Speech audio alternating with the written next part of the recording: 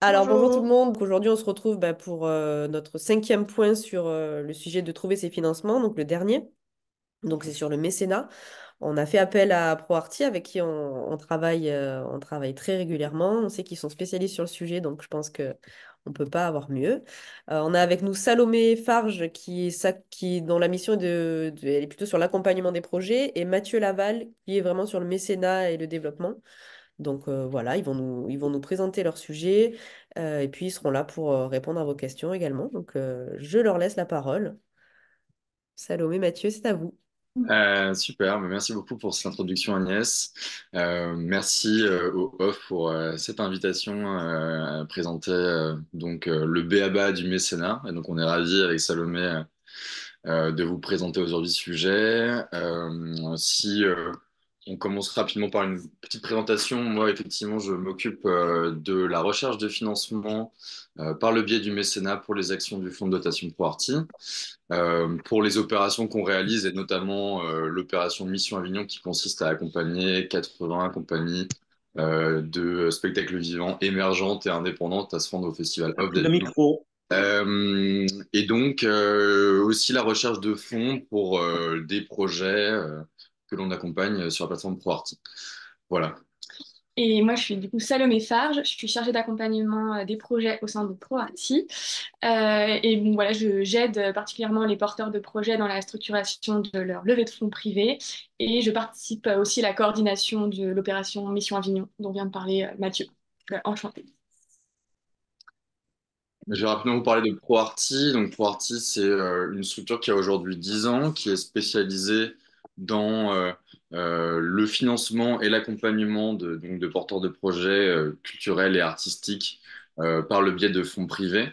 Donc, nous, on est bien un organisme à but non lucratif d'intérêt général et ça a son importance. On y reviendra quand on abordera les fondamentaux du mécénat très, très rapidement avant de parler de stratégie. Comment fonctionne ProArty? ProArty donc est une fondation, tout spécifiquement un fonds de dotation, qui fait appel à la générosité du public pour venir financer les projets qui sont onboardés sur notre plateforme, mais pas que. Donc ProArty, on a disons une plateforme donc, qui est la face émergée de l'iceberg qui est en ligne que vous avez peut-être consulté, je ne sais pas ou vu passer, pour lesquels on met en place un service de mécénat participatif. Et ça, Salomé va vous le présenter juste après. Euh, on a une partie immergée qui est donc qui s'apparente plus du grand mécénat, où là, c'est un peu une stratégie un peu différente. On ne fait pas appel à la foule, mais appel à un petit nombre de projets pour venir financer les initiatives. Et donc ça, ces deux typologies de levée de dons, là aussi on va y revenir, car vous, c'est aussi une stratégie que vous allez devoir appliquer, ou en tout cas, oui, c'est des questions que vous allez devoir vous poser en amont de votre stratégie de mécénat pour pouvoir lever des dons, donc auprès de la foule ou auprès d'un petit nombre de personnes, un cercle restreint de personnes.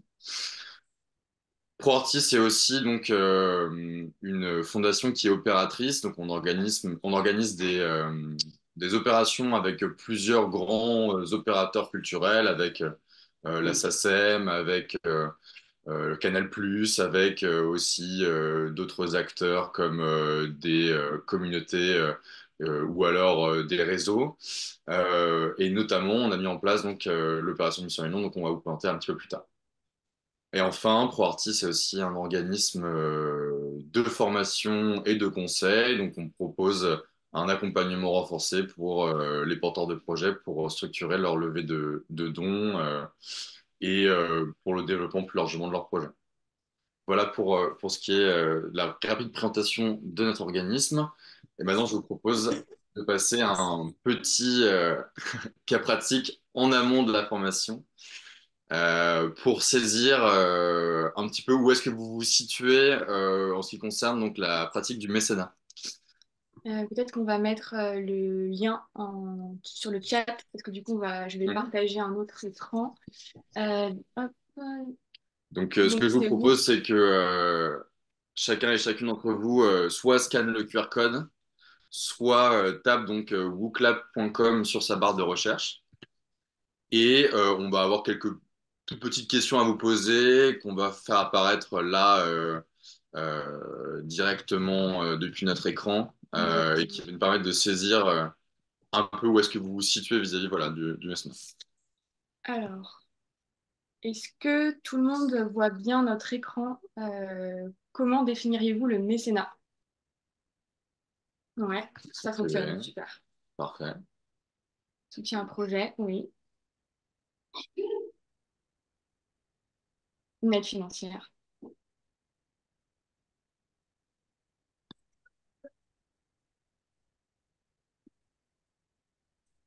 Alors, il y a plein de nouvelles personnes qui nous rejoignent d'un coup là. C'est votre outil, D'accord. ça a donné envie. La bienvenue aux nouveaux arrivants et aux nouvelles arrivantes. Non, c'est super, il y a plein Ouais, financement privé. de réponses. Avoir Peut-être l'opportunité. peut-être resituer Mathieu et Salomé ce qu'on est en train de faire pour les nouveaux qui viennent d'arriver. Oui. Donc, On enclenche cliquez. un questionnaire initial voilà, pour savoir où vous en êtes en termes de, voilà, de connaissance du dispositif du mécénat. Et donc l'idée, c'est d'aller sur le site www.com et d'utiliser le code CINESA. Vous allez tomber voilà, sur voilà, sur une interface. Vous pouvez répondre à cette question. Don privé. Ok. Ouais, enfin, on a beaucoup d'éléments très pertinents. Effectivement, on a la dimension de, voilà, du financement privé. Bon, on définira plus précisément un peu plus tard dans la présentation ce que c'est que le mécénat de manière très spécifique. Ne pas oublier aussi la notion d'intérêt général, Mhm. qui est très importante dans le cadre du mécénat. Et la notion de, voilà, d'aspect désintéressé Mhm. aussi. Là, je vois que quelqu'un l'a Quelqu'un l'a mis. mis, ah, je l'avais Super. pas vu, Ouais. super. Ah oui, don désintéressé, pas Ouais. parfait. Et effectivement, réduction fiscale. Tout à Bien fait. sûr. Ouais, il y a Ok. pas mal d'éléments contrepartie. Non, je vois que Mm. certains extraits d'entre vous ont quelques notions, que c'est super, voire peut-être même plus Mm. que ça. On Exactement. pourra en On pourra en discuter. discuter. Euh, On passe à la deuxième question, ouais. peut-être? Hop, je vous laisse répondre. Est-ce que vous avez déjà des notions aussi sur la question de la défiscalisation?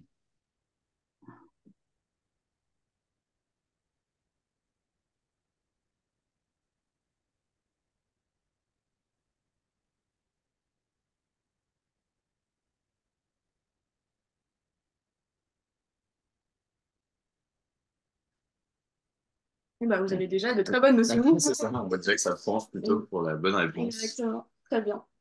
Parfait. Super. Effectivement, c'est Ouais. pour ce qui est de la défiscalisation, on va voir qu'il y a plusieurs avantages à recourir au dispositif du mécénat, mais l'avantage fiscal en est un, et effectivement, on peut défiscaliser en l'échange d'un don jusqu'à 66% du montant du don pour les particuliers et 60% pour les entreprises. Donc, bravo. Peut-être qu'on peut passer à la Ouais, suivante, on peut parce passer que à je la vois que suivante. vous avez trouvé la bonne réponse. Quelles sont les entreprises les plus propices à donner au secteur culturel?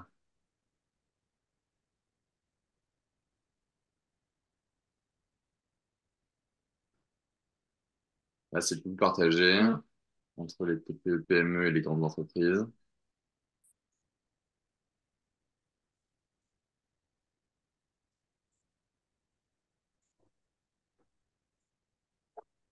Ah, plus de bataille. Mm. Facile.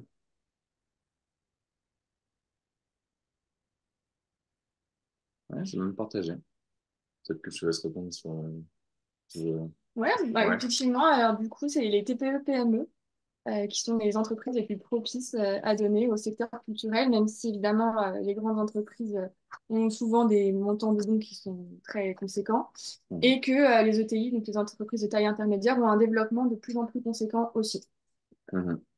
Ouais, effectivement, c'est une idée reçue, le fait qu'il y ait uniquement les grosses entreprises qui ont Mm, recours au mécénat. Aujourd'hui, on se rend compte qu'il y a plus de 66%, on comprend la part totale des entreprises qui donnent, qui sont donc des TPE et des PME, versus, il me semble, 3% pour les grandes entreprises, qui représentent en tout cas en nombre les donations.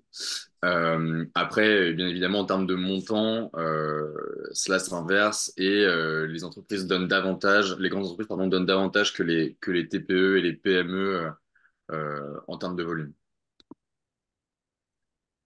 Et dernière question, on va passer un tout petit peu au financement participatif, donc on va parler aussi de mécénat participatif. Donc là, la question, c'est selon vous, laquelle de ces œuvres a été financée par le biais du financement participatif? Donc le Parthénon, la Statue de la Liberté, la colonne de Marc Aurèle ou le château de Rambouillet.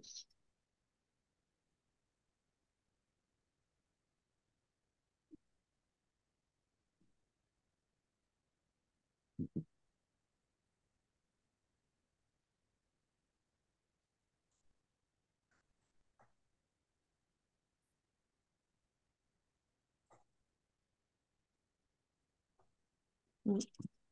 Le château de Comme Rambouillet a ça, encore du oui, succès, hein, je vois. effectivement. Effectivement, donc c'est la Statue de la Liberté qui a été financée par le biais du financement participatif, notamment par le biais de, voilà, d'entrepreneurs français et américains. Donc vous aviez la bonne réponse, même si souvent le château de Rambouillet arrive en première ou en deuxième position. Donc voilà, Statue de la Liberté, et pour information aussi, la Sagrada Familia a été financée en partie par du financement participatif, et d'ailleurs par une collecte qui dure, et qui aura, enfin, qui à la fin de sa durée de collecte aura duré environ 130 ans. Donc une longue durée Ouais. en termes de levée de fonds. Ce n'est toujours pas fini en termes de construction. Exactement. Et donc, ça permet de faire une transition vers la présentation. Ça nous semblait important, effectivement, aujourd'hui, de vous parler de euh, financement participatif et plus spécifiquement de mécénat participatif. Euh, Car au regard là de la temporalité d'Avignon, du Festival d'Avignon, on va y revenir aussi, mais en termes de stratégie de mécénat, vous avez donc deux stratégies qui s'offrent à vous, celle de faire appel à la foule ou celle de faire appel à disons, un plus petit nombre d'acteurs. Donc, ça peut être aussi bien, évidemment, des entreprises que des particuliers, mais qui vont faire des dons plus conséquents. Le mécénat participatif se pose comme, disons, une ressource complémentaire aux fonds que vous aurez déjà pu obtenir, mais qui vous permettra de collecter des fonds relativement rapidement. Donc, sur un délai de 1 mois et demi, 2 mois, Salomé pourra vous le repréciser. Là où une campagne de mécénat auprès de grands donateurs se met en place et voilà, s'effectue plutôt sur un temps long qui peut durer voilà, plusieurs mois et plutôt, disons, entre 4 6 8 mois pour pouvoir voilà, déjà structurer sa levée, mettre en place par exemple un dossier de mécénat, ensuite contacter, après avoir ciblé différents acteurs, voilà, des entreprises et des particuliers, et ensuite, disons, euh, contractualiser avec eux pour ensuite les fidéliser. Donc ça, on va voir ça tout de suite. Effectivement, le premier élément, lorsque l'on pense au mécénat, c'est qu'il faut donc fixer ses objectifs de collecte et essayer de se projeter le plus possible dans ce que l'on souhaite accomplir avec cette collecte de dons. Donc, il est nécessaire, bien évidemment, de fixer des objectifs réalistes à court, moyen et long terme. Et donc, pour cela, penser, repartir de ses besoins, identifier donc les priorités et donc vous avez deux stratégies, en tout cas deux principales qui s'offrent à vous, qui sont de soit faire, enfin, avoir recours plutôt à des dons simples, donc qui sont pour des montants qui sont relativement peu conséquents, donc de 10, 20, 50, 100 euros, que sais-je, ou alors des dons plus importants, des dons majeurs qui peuvent aller de à 5, 10, 15, 20 000 euros. Euh, En fonction donc du temps dont vous disposez ou des ressources dont vous disposez, vous pouvez vous tourner vers une stratégie ou vers une autre, sachant que il y a aussi un certain nombre de ressources qui sont disponibles pour vous accompagner sur ces sujets-là. Il y a beaucoup de documentation à disposition sur le financement participatif sur lequel vous pouvez vous baser. Et pareil également en ligne quelques éléments en ce qui concerne le mécénat et on va essayer de vous apporter, en tout cas je vais essayer de vous apporter le plus d'éléments possible aussi aujourd'hui pour mettre en place une collecte de dons majeurs. Donc, vous l'avez compris, il y a plusieurs stratégies pour mobiliser des donateurs. Et donc, vous avez vous pouvez mettre en place soit une stratégie one-to-one avec vraiment une relation privilégiée où vous allez prendre du temps pour discuter avec, par exemple, une entreprise qui pourrait être amenée à soutenir votre projet dans l'optique d'obtenir un don conséquent. Vous avez aussi la stratégie one to few où là, vous pouvez mettre en place, je sais pas, des événements par exemple, des actions de marketing direct, de mailing, etc. Mais toujours avec une approche personnalisée, donc dans une logique one to few, et puis également la stratégie one to many, où là, vous allez vraiment vous adresser à votre communauté au sens large du terme, à vos différents cercles, votre premier cercle, deuxième cercle, troisième cercle, là aussi, on va y revenir, dans l'optique d'obtenir un grand nombre de dons de petits montants. Déjà, est-ce que c'est clair pour vous à ce niveau-là et est-ce qu'on peut passer à la suite?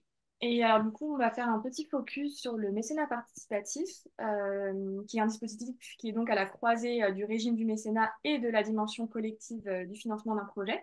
Parce que, comme le disait Mathieu, du coup, au vu de la temporalité du festival qui arrive voilà, dans 3 mois, on a pensé que c'était un dispositif qui était intéressant d'envisager, tout en parlant évidemment des dispositifs et stratégies de mécénat de plus long terme, comme en parlait Mathieu, notamment en termes de mécénat d'entreprise ou en tout cas de grands donateurs. Donc on va commencer par définir les deux concepts que sont le mécénat et la dimension participative. Petite introduction historique rapide. Donc le terme mécénat, comme vous devez sûrement le savoir, provient du nom de Caius Mécénas, qui était un ancien conseiller d'Auguste dans la Rome antique, donc au 1er siècle avant notre ère, qui était un protecteur des belles lettres, et qui a notamment contribué à faire connaître et à faire financer des poètes comme Horace et Virgile. Voilà. Donc à savoir que les souverains et les prêtres étaient les premiers mécènes, furent les premiers mécènes connus, qu'il s'agisse des pharaons d'Égypte ou des tyrans éclairés de Grèce comme Polycrate de Samos ou Périclès. En termes de mécènes connus, on pense notamment à François Ier, à qui on doit la rénovation du château de Fontainebleau, qui accueillit donc de nombreux artistes français et italiens. On pense aussi évidemment aux Médicis, qui ont pris sous leur protection Michel-Ange, Verrocchio ou encore Pic de la Mirandole. Et évidemment, les femmes ne sont pas en reste. On pense à Anne de France, notamment, mais aussi à Marguerite de France, qui était protectrice des poètes de la Pléiade, dont faisait partie Joachim du Bellay, notamment, et également Anne de Bretagne, à qui on doit la réfection de l'orgue d'Angers. Dans le courant du XXe siècle, ce qui est intéressant d'envisager, c'est ce déploiement des pratiques culturelles, notamment avec l'avènement d'Internet, qui permet le développement d'un nouveau type de mécénat, dont les acteurs peuvent aussi bien être des particuliers que des personnes morales. Concrètement, le mécénat va se définir comme un soutien matériel ou financier apporté sans contrepartie directe de la part du bénéficiaire à une œuvre ou une personne morale pour l'exercice d'activités présentant un intérêt général. Juridiquement, il va donc s'agir d'un don qui bénéficie d'un régime fiscal incitatif dès lors que, évidemment, certaines conditions sont réunies. On insiste vraiment sur la dimension désintéressée du don. Le mécénat s'inscrit dans une véritable démarche philanthropique.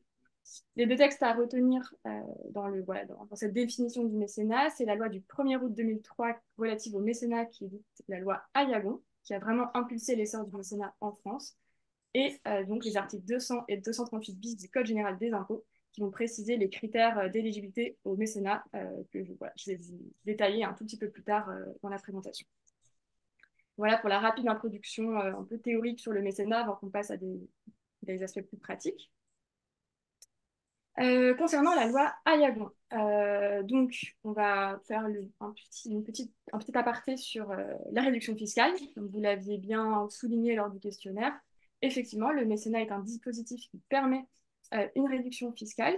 Donc pour les particuliers imposables, la réduction fiscale est de 66% du montant du don ou de 75% pour les versements effectués par des particuliers au profit d'organismes sans but lucratif qui procèdent à la fourniture gratuite de repas à des personnes en difficulté, qui contribuent à favoriser leur logement ou qui procèdent à titre principal à la fourniture gratuite de soins. Donc, c'est l'amendement Coluche qui a été prolongé par ailleurs jusqu'à fin 2026. Bon, vous pouvez plutôt retenir le chiffre de 66% du montant du don si voilà, votre structure est éligible au mécénat.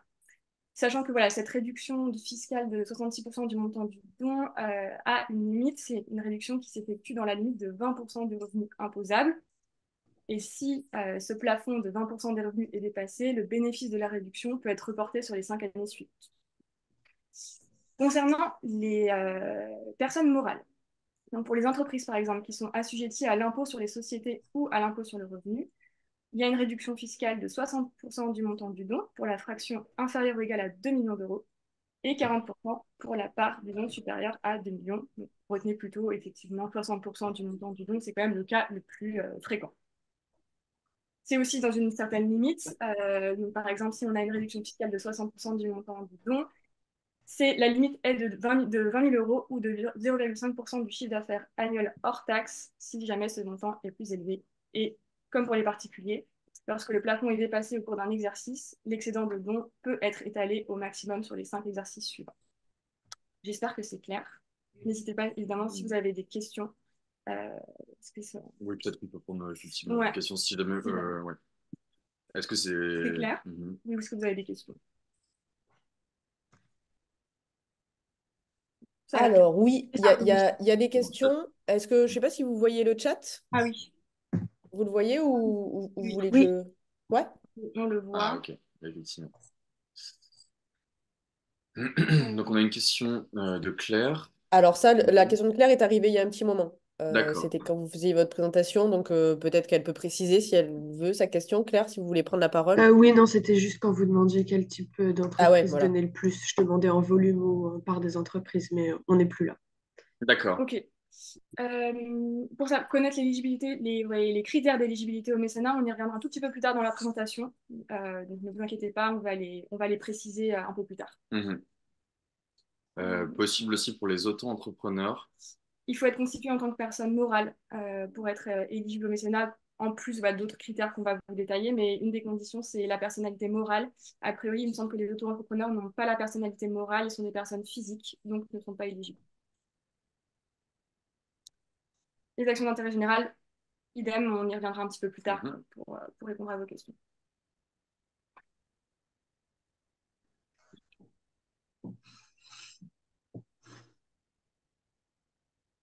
75% défiscalisés sur les dons. Est-ce le cas quand il s'agit de dons alimentaires à une compagnie artistique, exemple une grande surface ?» Il me semble que c'est vraiment fléché, les 75% sont vraiment fléchés pour les personnes en difficulté. C'est vraiment l'amendement Coluche, que vous pouvez, enfin, il est très connu, hein, vous pouvez aller regarder aussi sur Internet, mais il me semble vraiment que c'est vraiment fléché sur les personnes en difficulté. Est-ce que vous avez d'autres questions? Je vous en prie. Non, Parfait. c'est bon, super. Alors. Petite définition maintenant du financement participatif. Donc le financement participatif ou crowdfunding est un échange de fonds entre individus en dehors des circuits financiers institutionnels afin de financer un projet via une plateforme en ligne. Donc là, c'est la définition du ministère de la Culture. À noter cependant que les personnes morales peuvent aussi faire un don en financement participatif. Ce n'est pas seulement un échange de fonds entre individus, les entreprises peuvent aussi faire un don. Mais c'est vrai que c'est intéressant de noter cette dimension d'être en dehors des circuits financiers institutionnels. La deuxième définition qui est très intéressante aussi, c'est celle du baromètre du crowdfunding, qui explique que le financement participatif est une finance populaire et citoyenne autour de projets de proximité qui font sens. Donc vraiment, retenir cette dimension populaire, citoyenne, le don citoyen, c'est très intéressant. C'est ce que je mets en avant, notamment pour des structures qui sont un peu friandes du financement participatif. Donc, outre le fait que voilà, il y a la Statue de la Liberté, la Sagrada Familia et d'autres œuvres artistiques très connues ont fait appel au financement participatif, il y a cette dimension de don citoyen qui est vraiment particulièrement intéressante à envisager. Notez en tout cas que le financement participatif est un processus qu'on dit désintermédié, un outil de financement alternatif, donc hors des circuits usuels que connaissent notamment les structures bien implémentées, mais qui peut avoir plusieurs avantages. Donc, notamment, il peut constituer un complément de financement au regard de subventions institutionnelles, donc notamment la DRAC, la région, le département, d'un point de vue audiovisuel, le CNC, le fonds PEPS. Bon, voilà, c'est vraiment, ça peut vraiment constituer un complément de financement, mais ça peut aussi amorcer des cofinancements avec un aspect effet de levier, sachant que voilà, certains guichets vont attendre un prérequis, enfin, vont attendre en tout cas des structures qui font leur demande de subvention, d'avoir un apport par ailleurs pour avoir la subvention. Donc ça peut être aussi un prérequis. Et j'en parlais un peu auparavant, c'est un dispositif qui va porter les valeurs de l'économie collaborative, partage, échange, transparence, et qui participe à la démocratisation du financement de l'économie de partage et de la culture. Donc c'est aussi un argument intéressant à envisager. Rapidement, le paysage du financement participatif en France, donc c'est un dispositif qui est en plein essor. Qui a connu un recul enfin, entre 2022 et 2023 de 11,3%.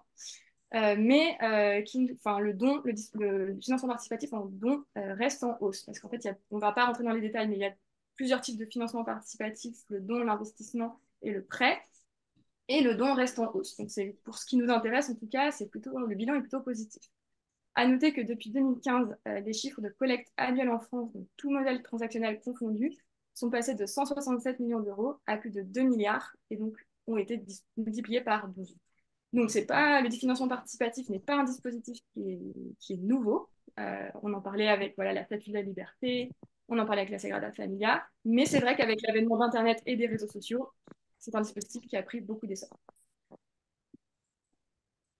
On voit aussi que le secteur culturel est prédominant dans le financement participatif, avec 86,2 millions d'euros collectés en 2023, et enfin, voilà, du secteur culturel qui va être suivi par le secteur social, puis le secteur économique. Et dans le secteur culturel, on voit par exemple que ce sont les arts plastiques et le spectacle vivant qui sont prédominants, donc bilan très positif également en ce qui concerne le financement participatif en vue voilà, de la création ou de l'exploitation d'un spectacle. Et si je peux me permettre de compléter aussi, c'est aussi des chiffres que l'on retrouve sur la plateforme ProArty. Nous, ProArty, on accompagne 500 projets donc, par an dans leur levée de dons et effectivement, on est à peu près sur des chiffres similaires. On est autour de 40% de collecte de spectacles vivants.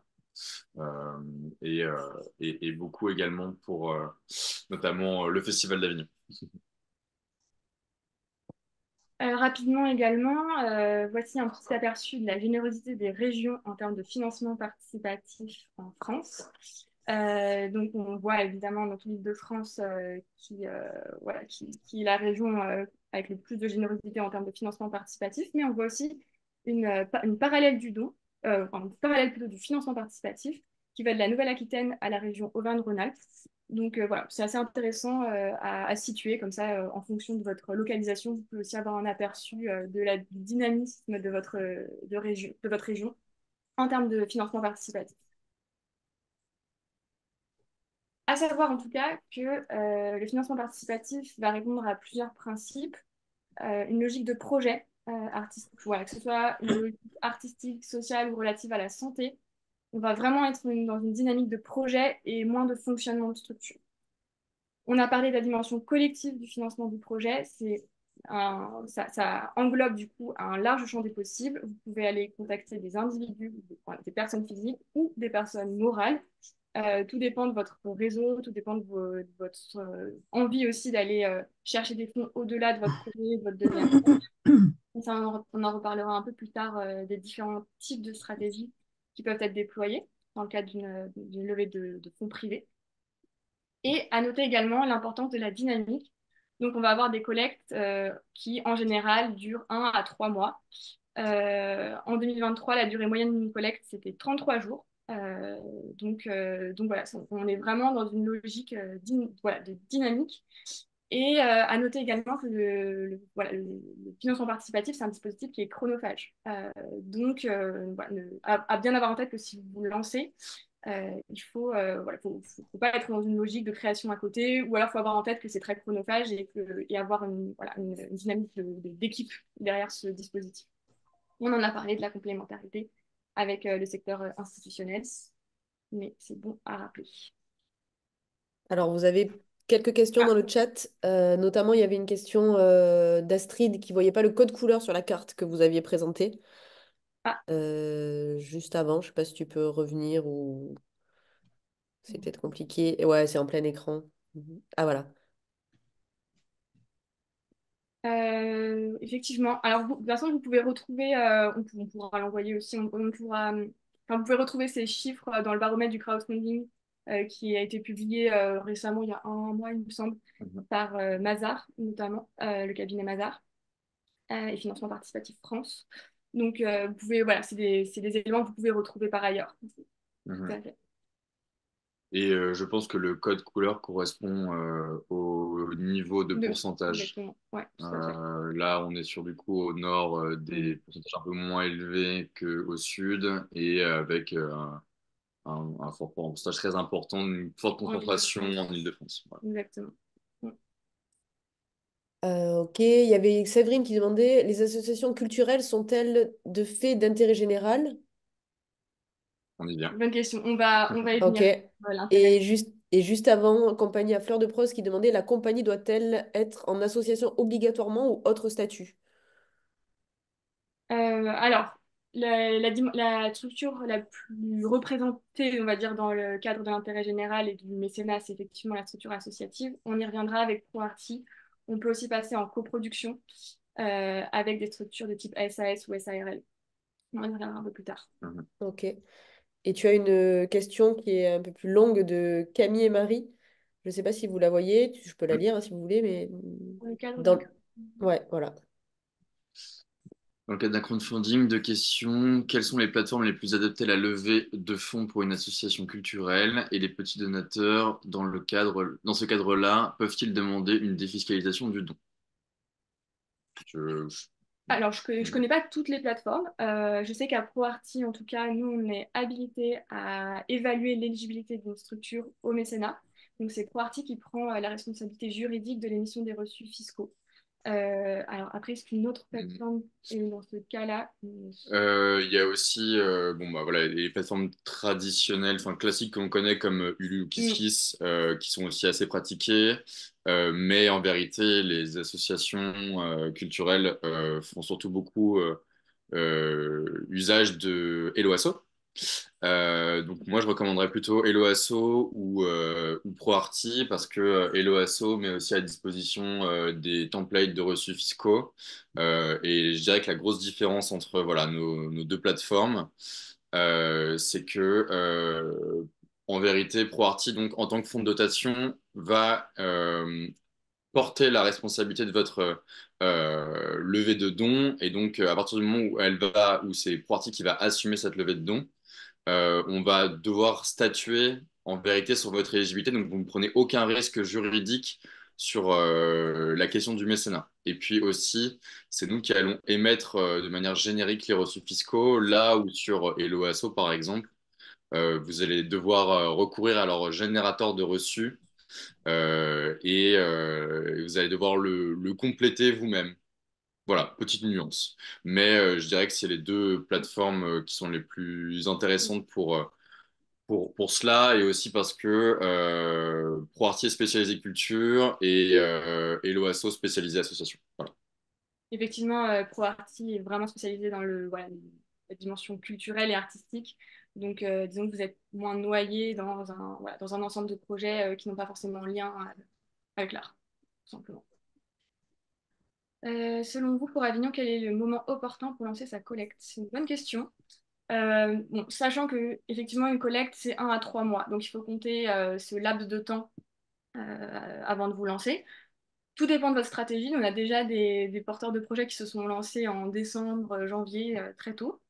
D'autres qui sont vraiment en cours voilà, de lancement.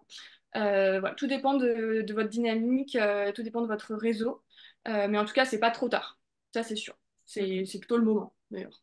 Mm. Oui, et puis ça dépend aussi des stratégies, comme tu l'expliquais. Si jamais vous avez Mm. recours au crowdfunding en amorçage, effectivement, il est préférable de le lancer le plus tôt possible.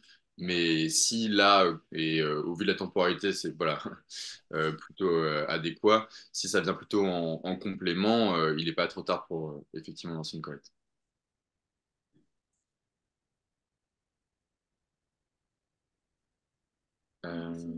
Si on passe par la plateforme directe. Si les infos nous manquent.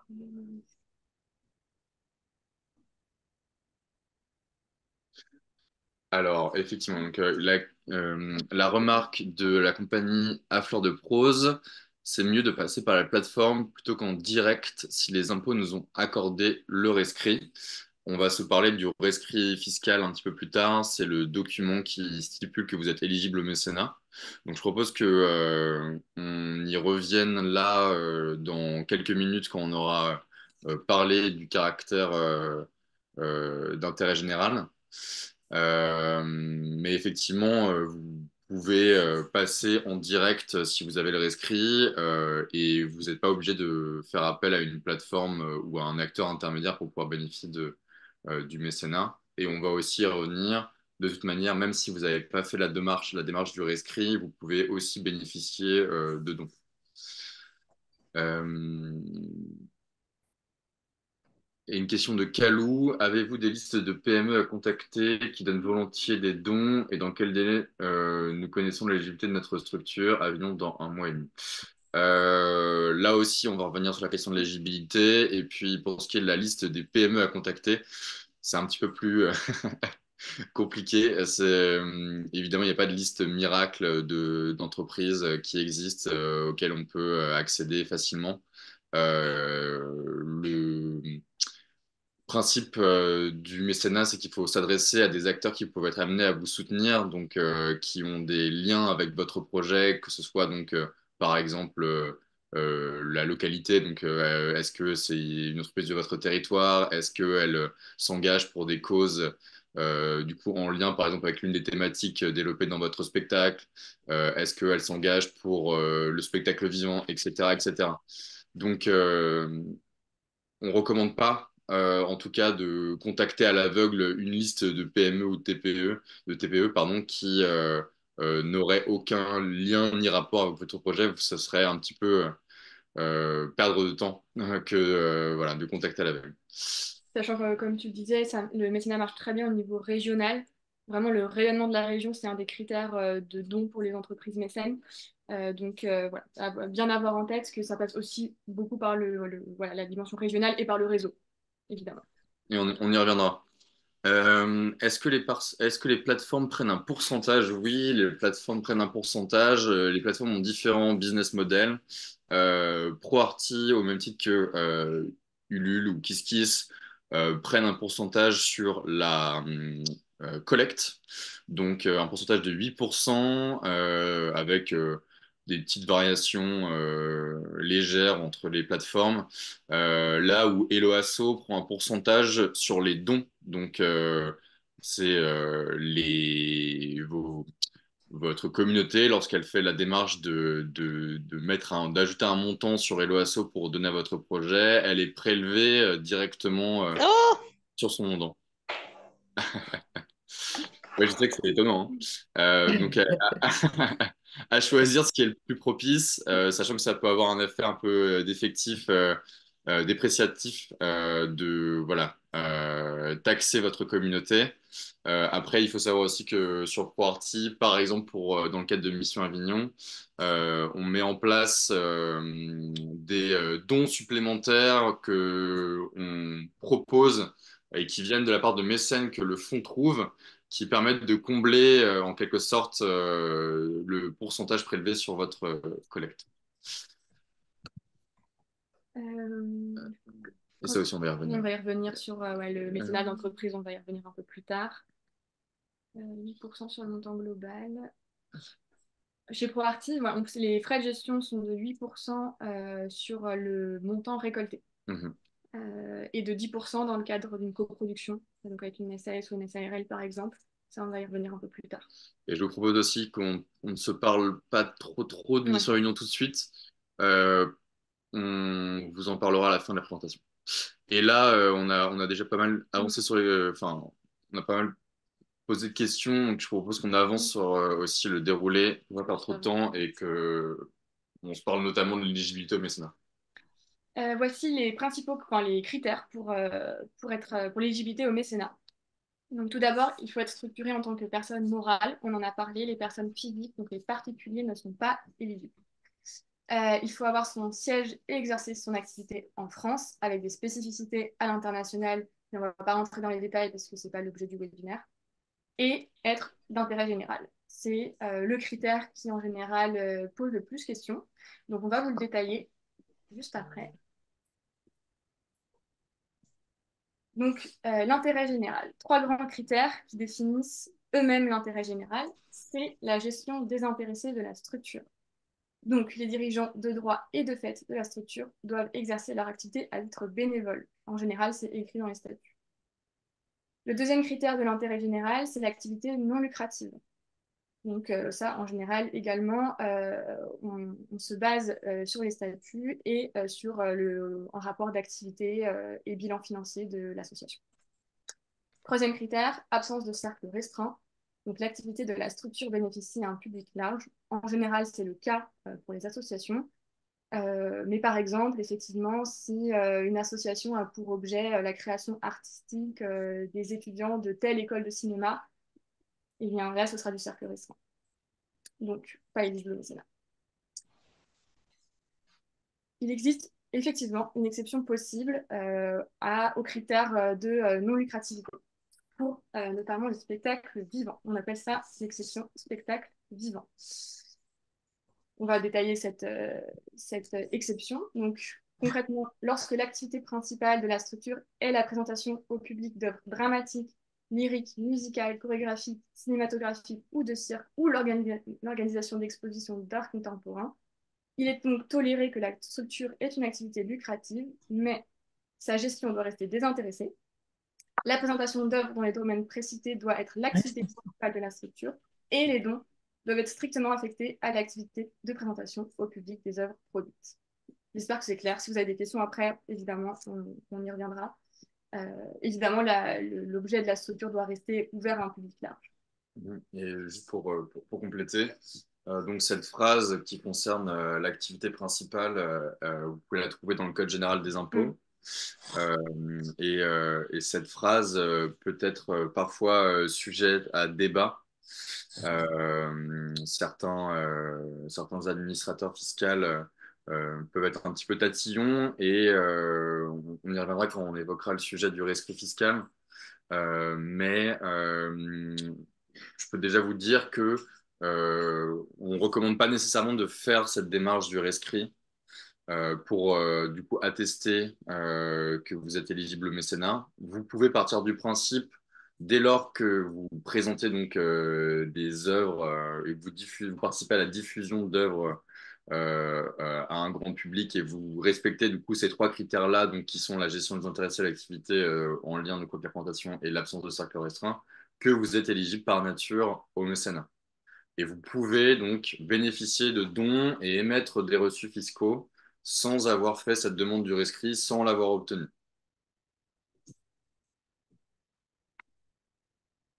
Ce qu'on va demander, en tout cas chez ProArty, pour évaluer l'éligibilité au mécénat d'une association, sont les statuts signés, le récépissé de déclaration de préfecture, la liste des membres du bureau, un rapport d'activité récent avec bilan financier, j'en parlais tout à l'heure, un rescrit fiscal, le cas échéant. Comme le disait mon collègue, ce n'est pas un document obligatoire, mais par contre, si vous en avez fait la demande, il faut nous prévenir, puisque nous, on doit attendre la réponse de l'administration fiscale.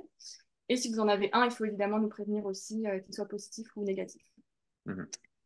Parce qu'on ne peut pas aller au-delà de la réponse de l'administration fiscale, évidemment. Et on demande le RIB de l'association, évidemment, pour le versement des fonds.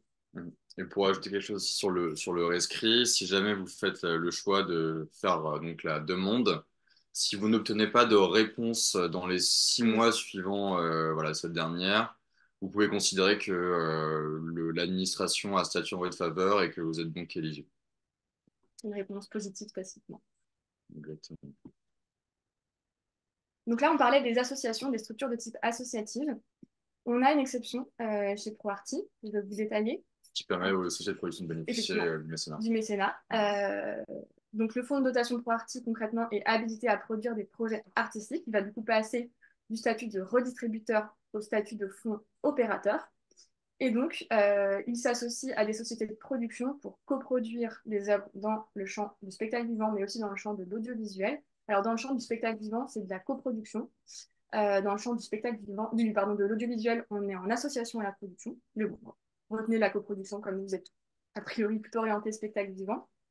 Donc concrètement, si le projet est porté par une structure non éligible au mécénat de base, donc une SARL ou une SAS par exemple, on a la possibilité, en tant qu'organisme à but non lucratif, de devenir coproducteur du projet et de porter directement la collecte, du coup, pour faire bénéficier les donateurs du dispositif du mécénat. Notamment de la défiscalisation. Et notamment de la réduction fiscale. Donc, ce qui se passe, c'est qu'on va étudier le projet et demander un certain nombre de pièces, notamment le CABIS de la société, le dossier de présentation du projet, un contrat de cession de droit d'auteur, le calendrier et le budget et plan de financement du projet. On va signer une convention de partenariat qui autorise ProArty à porter la collecte en son nom. Et donc, la collecte va être à la fois animée par le producteur et par ProArty, et les donateurs qui participent peuvent donc bénéficier de la réduction fiscale. À la fin de la collecte, comme c'est écrit, ProArty utilise donc les fonds pour financer son apport à la production du projet. Donc voilà, ça c'est l'exception ProArty. Donc si vous avez des questions là-dessus, voilà, n'hésitez pas. On pourra aussi en reparler ultérieurement, mais c'était pour vous présenter ce dispositif original qui est mené par ProArty. Exactement. Voilà. Donc, si vous n'êtes pas structuré en association, il reste quand même voilà, des solutions pour bénéficier indirectement du mécénat. Est-ce que vous avez des questions concernant le fonctionnement de ce dispositif? J'ai pas l'impression. Ouais, non, c'est silence. Ouais. Très bien. Bon, si vous avez des questions, même a posteriori, n'hésitez pas. On y répondra. Exactement. Euh, Donc, petit exemple de collecte en mécénat participatif qui ont été menées sur ProArty. Donc là, j'ai pris l'exemple de Heureux les orphelins, qui était donc la première création de la compagnie Hors du Temps, qui était qui avait une exploitation en Avignon l'année dernière, en 2023. Donc c'est une œuvre qui était donc librement inspirée d'Electre de Jean Giraudoux et qui était présentée au théâtre de l'Oriflamme. Alors, ce qui est intéressant, c'est que vous voyez que donc, le projet, la collecte a levé environ 11 000 euros avec 72 soutiens. Donc là, concrètement, on est vraiment dans une stratégie de mécénat des particuliers avec un don moyen qui est quand même assez conséquent puisqu'il est à 150 euros. Voilà, on a environ 11 000 euros pour 72 dons. Et voilà, donc là, on a concrètement une stratégie de petits donateurs qui ont quand même voilà, un bon moyen assez conséquent, mais une collecte qui a très bien fonctionné en mécénat des particuliers.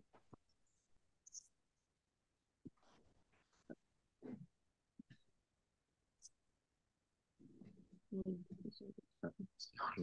y a un lien à part.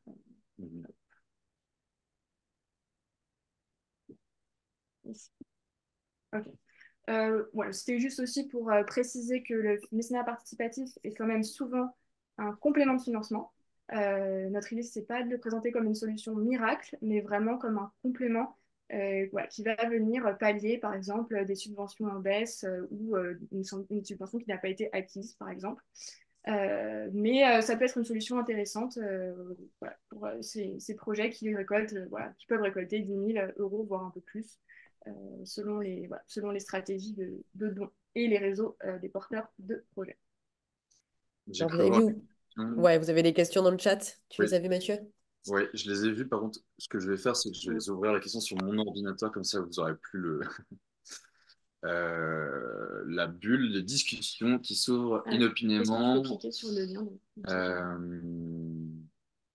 On la voit pas, hein, on les voit pas sur ton ordi, t'inquiète pas. Ouais, c'est ça. Qu'est-ce que tu veux faire Il y avait une question sur la durée de la Ouais. collecte. Alors, la Donc, première combien de question, temps c'était... pour Heureux les orphelins, c'est ça? Ouais, on va regarder sur C'est pas ce qui me propose.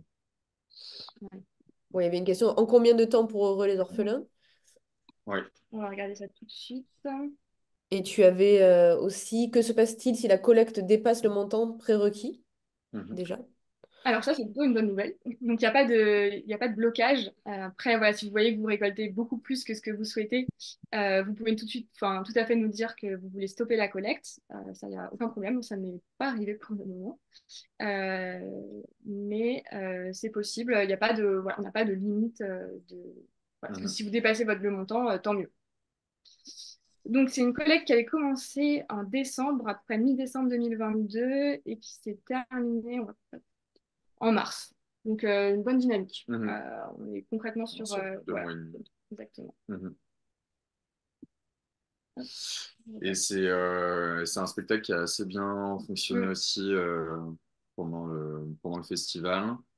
Ils ont aussi par ailleurs pu collecter des dons en direct, parce qu'il faut savoir qu'on réouvre les collectes des projets qui se rendent à Avignon, et donc ils ont aussi pu collecter un certain montant au cours du festival.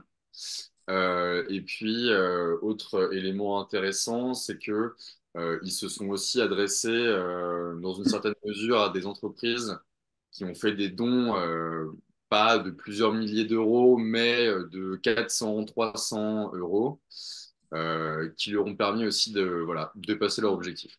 Donc, ils ont joué un petit peu sur les deux tableaux. Ils ont visé des dons, des petits dons et des dons moyens. Je vois une question, je n'ai pas compris, vous avez réouvert leur collecte. Oui, alors il faut savoir que euh, on a la possibilité, et on le fait surtout pour les collectes de spectacles vivants qui se rendent à Avignon, de rouvrir les collectes pendant la période du festival, ce qui permet donc au spectacle, en partageant par exemple un QR code qui renvoie vers leur page de collecte, de pouvoir continuer à collecter sur la période. Et on est assez flexible hein, sur la... Voilà, si vous souhaitez prolonger la collecte, on ne bloque pas à 3 mois pile. Mhm. Et ça, c'est le cas aussi Mm, des autres plateformes, hein. mm. C'est pas uniquement pour Arty, bien sûr. Sinon, je vois une autre question. Il y a 1 000 € de frais de plateforme, point d'interrogation. Alors non, les seuls frais sont les 8% qu'on évoquait tout à l'heure. Que se passe-t-il si on n'atteint pas l'objectif de collecte? Alors là, il y a le principe du tout ou rien, peut-être que tu m'en parles. Ouais, exactement. En fait, on a un principe de seuil minimum. Donc, vous allez fixer à la fois un objectif de collecte, qui est un peu votre objectif idéal, et également un seuil minimum voilà, qui n'apparaît pas publiquement. C'est vous qui nous le proposez et nous, on le valide. Et voilà, si vous atteignez ce seuil minimum, on vous reverse les fonds moins les frais de gestion. Par contre, si vous n'atteignez pas, on rembourse les donateurs. Les donatrices. Ce qui veut dire que vous versez un premier montant collecté, puis on réouvre plus tard. Tout dépend si vous avez besoin d'un acompte ou pas. Effectivement, on a aussi, on va pour la clôture de la collecte, on va soit proposer un solde, donc le versement de l'ensemble des fonds moins les frais de gestion. Dans ces cas-là, on a besoin de justificatifs.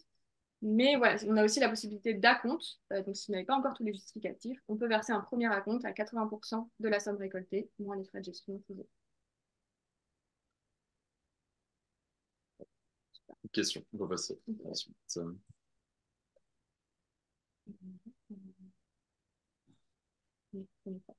Super.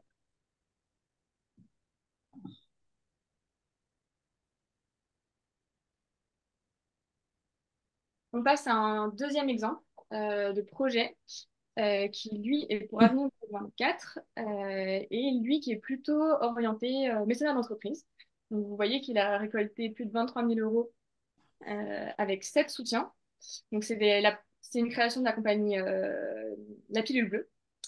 Là, voilà, on voit vraiment une stratégie de mécénat d'entreprise avec un don moyen de 3 300 euros environ, donc, ce qui est assez conséquent.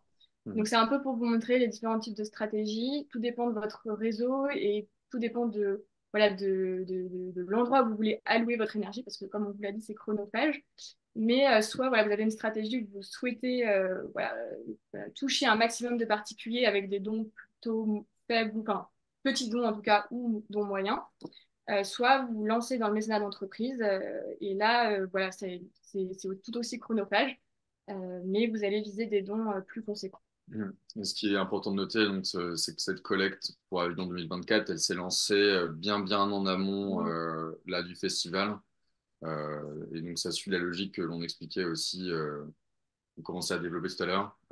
C'est-à-dire que ils se sont déjà adossés donc, à la plateforme Powerty pour collecter leurs fonds. Ils ont lancé leur page de collecte bien en amont. Ils ont commencé à préparer donc, toute leur stratégie et leur dossier plusieurs mois avant. Et là, la collecte, elle s'est clôturée assez récemment. Donc, ils ont collecté sur un temps de plusieurs mois, de mémoire 4 à 5 mois.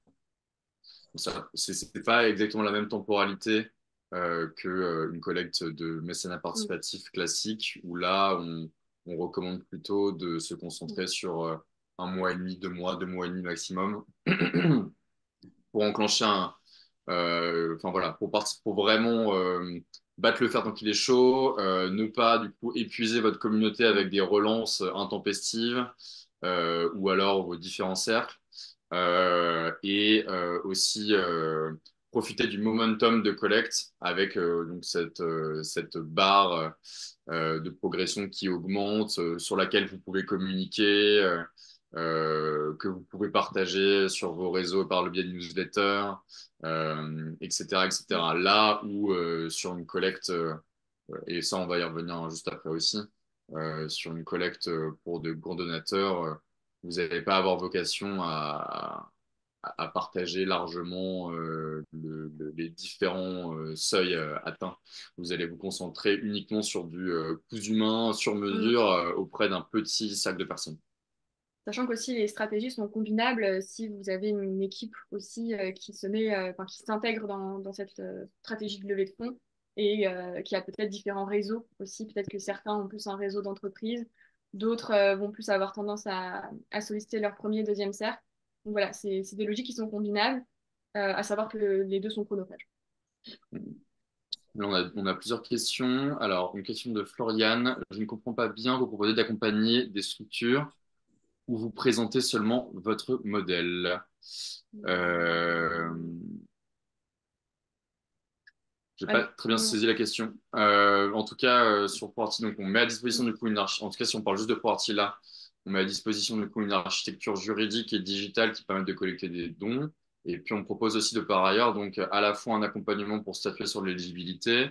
On met à disposition un certain nombre de contenus donc accessibles gratuitement, donc des templates de dossiers de mécénat par exemple, disons des mémos communication pour pouvoir adresser dans le temps voulu sa page de collecte, sa collecte de fonds aux différents cercles. Et puis aussi, on propose de répondre à vos questions par téléphone ou par mail. Enfin voilà, Salomé et les membres de l'équipe accompagnement répondent à tous et à toutes. Voilà. Ce qui n'est pas le cas, je pense, d'autres plateformes, en tout cas, comme Lulu, Kiskis ou Helloasso. Une autre question, est-ce que vous avez des stratégies à nous conseiller pour partager les collectes de dons aux particuliers? La stratégie qu'on conseille en général, si vous êtes notamment novice en mécénat participatif, c'est vraiment les différents cercles. De d'abord solliciter votre premier cercle, donc les personnes qui vont vous soutenir de manière inconditionnelle. Puis, une fois que vous avez atteint à peu près 35-40% de votre objectif, passez à un deuxième cercle, donc les connaissances, voilà, les connaissances de connaissances. Puis ensuite, une fois que vous avez dépassé, je dirais, à minima 50%, voire 60%, là, vous pouvez vous orienter davantage vers voilà, des personnes qui ne vous connaissent pas. Puisqu'en fait, voilà, le mécénat participatif, enfin, le financement participatif, et donc a fortiori le mécénat participatif, c'est vraiment un dispositif enfin, on parle, en tout cas, la première partie, on parle du syndrome du restaurant vide. C'est-à-dire que si vous passez devant un restaurant vide, vous n'allez pas vouloir spécifiquement voilà, vous y rendre. Par contre, si vous voyez qu'il y a la queue devant ce restaurant, tout d'un coup, ça va éveiller votre intérêt. Donc, concrètement, le financement participatif, c'est un peu le même système. Voilà, c'est un peu effet de panurge. Et donc, concrètement, si vous voulez toucher des personnes que vous ne connaissez pas, il faut déjà que vous ayez été abondé, en général. Sauf si vous avez voilà, un réseau de mécènes d'entreprise, par exemple. Là, la stratégie peut être différente. Une question de la compagnie à Fort-de-Prose de nouveau. Je n'ai pas compris non plus qui contacte les entreprises, la plateforme ou la compagnie. Là, dans le cadre uniquement de Portier, encore une fois, c'est bien évidemment le porteur de projet, donc la compagnie. Et ça, ce sera le cas dans tout, enfin, pour toutes les plateformes, même de financement participatif au global. Euh, Là, ce qu'il faut retenir, c'est qu'on essaie plus de vous présenter les différentes typologies de stratégies de collecte de dons. Et on a pris donc l'exemple bien évidemment de Porti pour illustrer ces stratégies. Et ça passe bien évidemment par vous en premier lieu. Et nous, on peut venir en complément de communication, c'est-à-dire qu'on a une newsletter projet qu'on envoie tous les mois sur sélection, donc des projets coup de cœur du mois, et qu'on envoie voilà, à toute notre base de données de donateurs et donatrices. Et souvent, c'est des projets, bon, déjà effectivement, qui sont des projets coup de cœur, mais qui sont aussi en fin de parcours de collecte de levée de fonds, puisque voilà, j'en parlais de ce troisième cercle. Si vous voulez être abondé par des personnes qui ne connaissent pas le projet, il faut que le projet soit déjà abondé en amont. Mhm. Une question de Jean-Luc Paliès. Il semblerait que le dossier de communication administratif, photo, vidéo, etc. soit très costaud à monter. Pouvez-vous nous en dire un mot? On peut en parler un petit peu plus tard, non? Le On dossier, on peut en parler. On va y revenir on va sur les revenir sur le dossiers sujet. de grands donateurs. Ouais. Mm. Euh, Autre question de la compagnie Un Château en Espagne. Est-ce que le montant fixé comme objectif affiché au public et le montant minimum de la collecte pour récupérer les fonds est-il le même? Non. Pas forcément. Pas forcément. Ça peut être. Alors, juste le seuil minimum ne peut pas être inférieur à 1 000 € pour ProArty. Mais ensuite, voilà, en général, on compte les salaires. Sauf si vous avez d'autres sources de financement. Mais en général, on se base sur les salaires pour évaluer le seuil minimum. C'est une dépense qui est incompressible. Et enfin, une question de Camille Blois. La diffusion de la collecte se fait-elle en priorité sur les réseaux sociaux? Lesquels? Bah, les réseaux sociaux, oui, à partir du moment où vous avez déjà été abondé. Encore une fois, si vous envoyez voilà, tous vos réseaux sociaux, votre collecte alors qu'elle est abondée de 200 €, il y a un risque que ce soit contre-productif. Donc, il vaut mieux déjà qu'elle ait été abondée par un premier, voire un deuxième cercle, avant de la lancer sur des réseaux sociaux, sur des newsletters. Et donc, c'est recommandé déjà en premier lieu, lorsque vous allez lancer donc, votre page de collecte, d'en discuter avec vos proches, d'en parler autour de vous, de leur partager donc, par mail ou par SMS de manière à privilégier Mm. le fait que vous allez vous lancer. Il y a aussi sur certaines plateformes la notion de pré-lancement, donc les personnes, même avant que vous ayez donc activé, disons, la fonctionnalité pour lancer la collecte de dons, vous avez la possibilité de collecter les adresses mail et dès lors que votre projet sera lancé, l'ensemble des personnes qui se sont inscrites pourront recevoir une notification comme quoi la collecte est lancée. Donc il y a pas mal de stratégies aussi à mettre en place en amont pour optimiser, disons, le lancement et dans l'optique ensuite, dans un deuxième temps, de pouvoir s'adresser au deuxième ou troisième cercle. Plus c'est personnalisé, mieux ça marche, Mm, concrètement. exactement. Et une autre question, peut-on cumuler les plateformes? Bien sûr. En- vous pouvez faire ce que vous voulez, mais en tout cas, sur Proactive, nous, on recommande et On a l'exclusivité. voilà, on a l'exclusivité. Et on recommande de ne pas le faire aussi parce que c'est pas non plus Oui. stratégique pour votre communauté Mm. de se perdre entre différentes Mm. plateformes pour faire des dons. Il faut que votre message il soit clair et donc que vous renvoyez vers un lien Mm. unique plutôt que vers plusieurs. Clairement.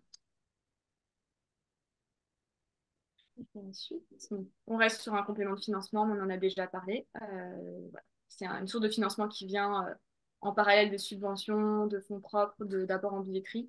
Donc, voilà, bien avoir en tête que c'est rare que que le mécénat participatif vienne financer l'ensemble d'un projet. Maintenant, je vais vous parler de la stratégie grand donateur, grand mécénat.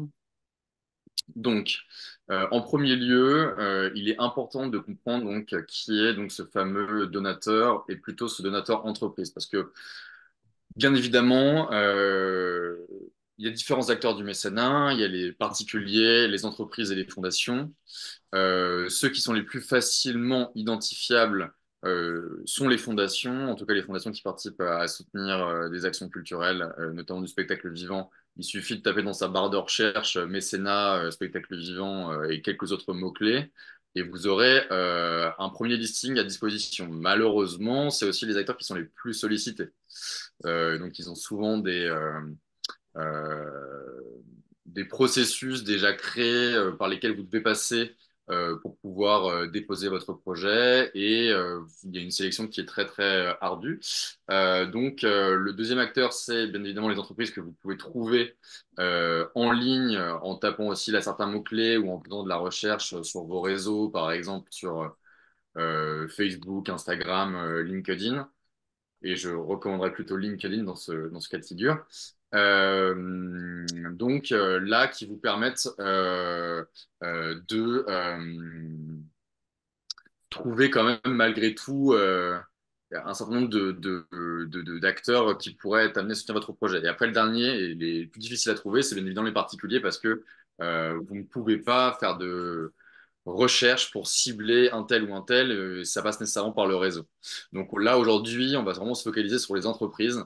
En tout cas, dans le cadre de cette présentation, pour essayer d'adresser votre message. Quel type d'entreprise, quel est le donateur type qui pourrait être amené à soutenir votre projet? Est-ce que donc c'est donc un grand groupe ou est-ce que c'est une petite PME locale? Est-ce que c'est une entreprise qui va faire un don important ou un montant, disons, plus modeste?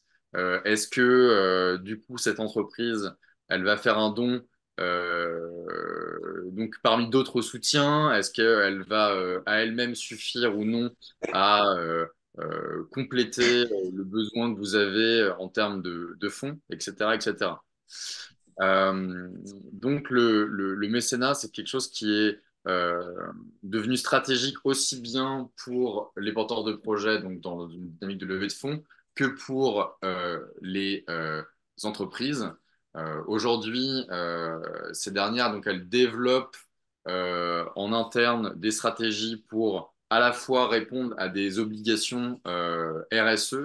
J'imagine que ça ne va pas parler à tout le monde, mais la RSE, c'est la responsabilité sociale des entreprises. Aujourd'hui, la plupart des entreprises, en tout cas dès lors qu'elles dépassent un certain seuil de chiffre d'affaires ou de salariés, elles doivent répondre à des obligations légales de RSE.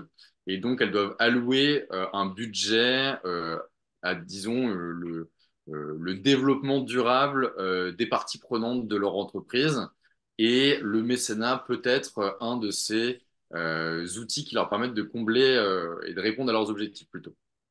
Donc, les entreprises, au-delà de la RSE, elles peuvent être aussi intéressées par le fait de soutenir tel ou tel projet parce que ça répond aussi à la culture de l'entreprise. L'entreprise peut être engagée en termes de euh, valeurs par exemple, le soutien du spectacle vivant, au soutien de l'environnement, au soutien de la cause de l'inclusion ou du handicap, etc., etc.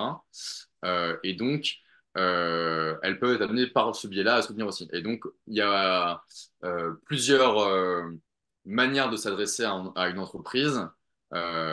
Et ça, cette manière-là, il faut la définir en faisant, disons, quelques recherches sur cette dernière, soit si vous la connaissez, en posant des questions directement à l'interlocuteur, si vous ne la connaissez pas, en faisant une recherche en ligne, donc sur LinkedIn par exemple, sur Google, etc., etc.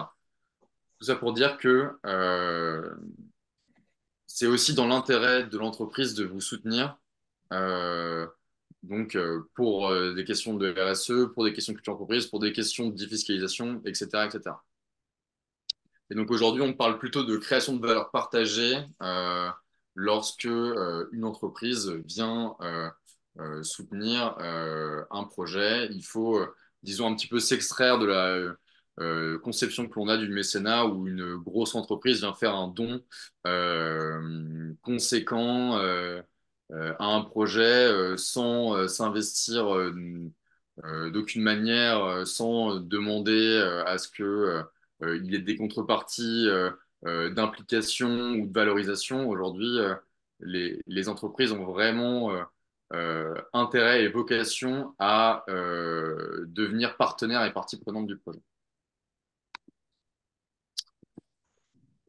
Donc, les motivations d'une entreprise Les principales motivations à vous soutenir, c'est donc l'intérêt général, fédérer en interne aussi, dans l'optique d'attirer éventuellement de nouveaux talents, donc afficher une culture d'entreprise forte et puis aussi fédérer ses collaborateurs autour euh, de projets clés qui véhiculent l'image de l'entreprise. Donc, c'est bien évidemment aussi de répondre à des enjeux de RSE, comme je l'évoquais, et puis de favoriser son ancrage territorial. Là, euh, on ne pourra pas développer plus que ça aujourd'hui parce qu'on a un temps qui est relativement réduit, mais dans les nouveaux enjeux des entreprises, il y a véritablement la volonté de s'inscrire davantage dans son environnement proche, de rayonner auprès, disons, des populations et des parties prenantes du territoire. Elles ont tout intérêt en vérité à s'engager auprès de projets qui ont du coup une image positive, qui véhiculent une image positive de l'entreprise au niveau local. Ça leur permet aussi d'innover éventuellement sur de nouveaux marchés selon la thématique développée dans votre spectacle ou le message véhiculé, et bien évidemment de bénéficier donc de la défiscalisation.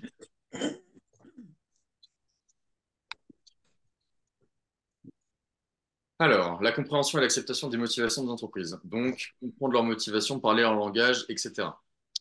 Donc, la stratégie, c'est bien évidemment de vous poser la question en quoi elle vous aide à remplir du coup votre mission d'intérêt général, donc la présentation d'œuvres de spectacles vivants au grand public.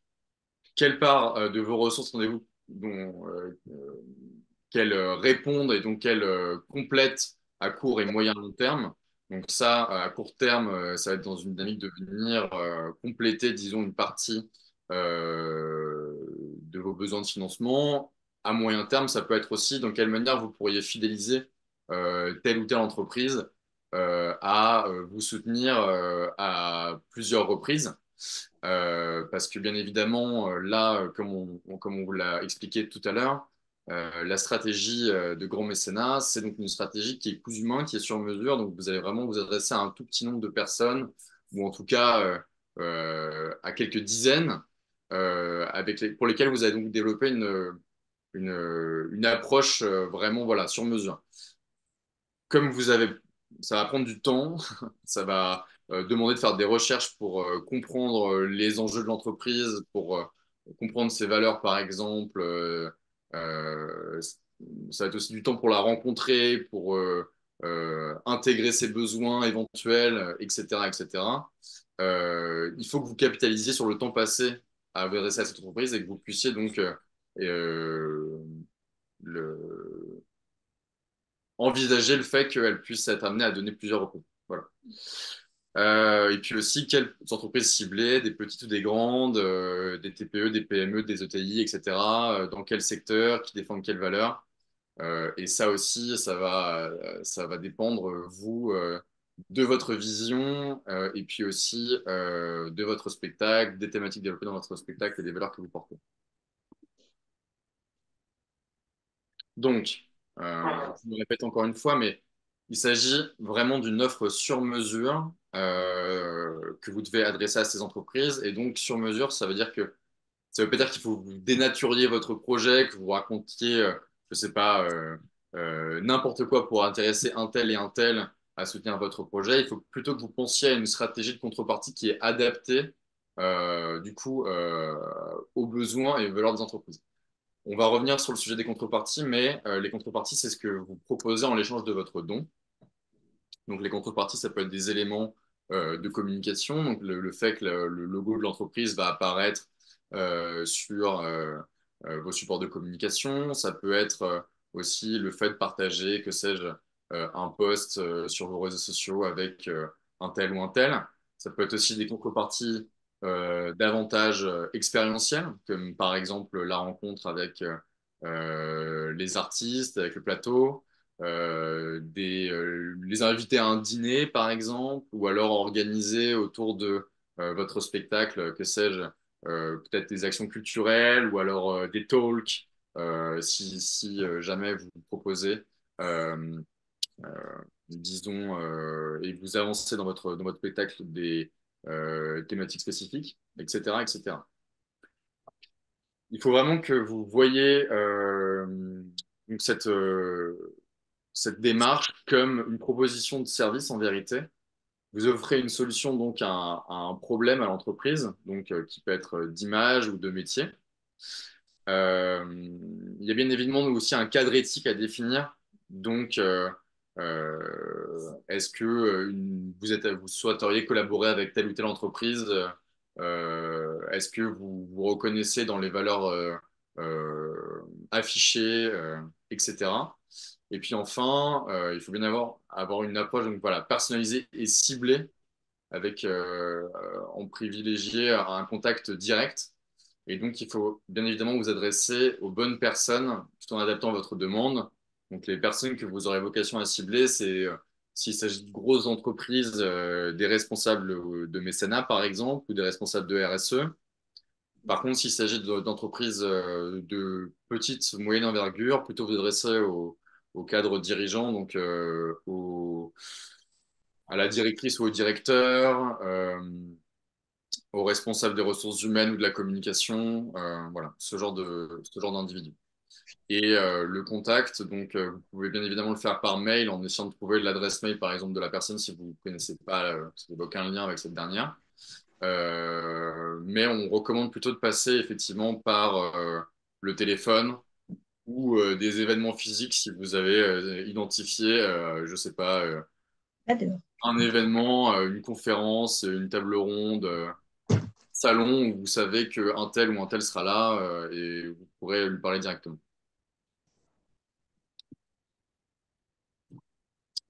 Donc, le déroulé type de mise en place, il faut donc identifier les interlocuteurs et aussi faire un sondage de son réseau. Il faut préparer la rencontre et puis ensuite, dans une dynamique de fidélisation, proposer des actions de suivi régulières. Et une fois que l'accord est conclu, l'accord de principe, il est nécessaire de donc, formaliser le don avec notamment une convention de mécénat. Ça, on va revenir sur le sujet juste après dans la gestion du mécénat, donc je ne vais pas m'étaler plus sur ce sujet. Est-ce qu'il y a des questions Ouais, sur c'est cette vrai. partie-là avant qu'on passe aux contreparties? Ouais. Hop. Je vois une question donc à 11h19. Comment savoir que nous sommes association d'intérêt général? Alors, c'est que si vous respectez les critères qu'on a détaillés tout au début du webinaire, Mm. donc gestion des intéressés, activités non lucratives, sauf exception spectacle vivant et absence de cercle restreint. Autre question.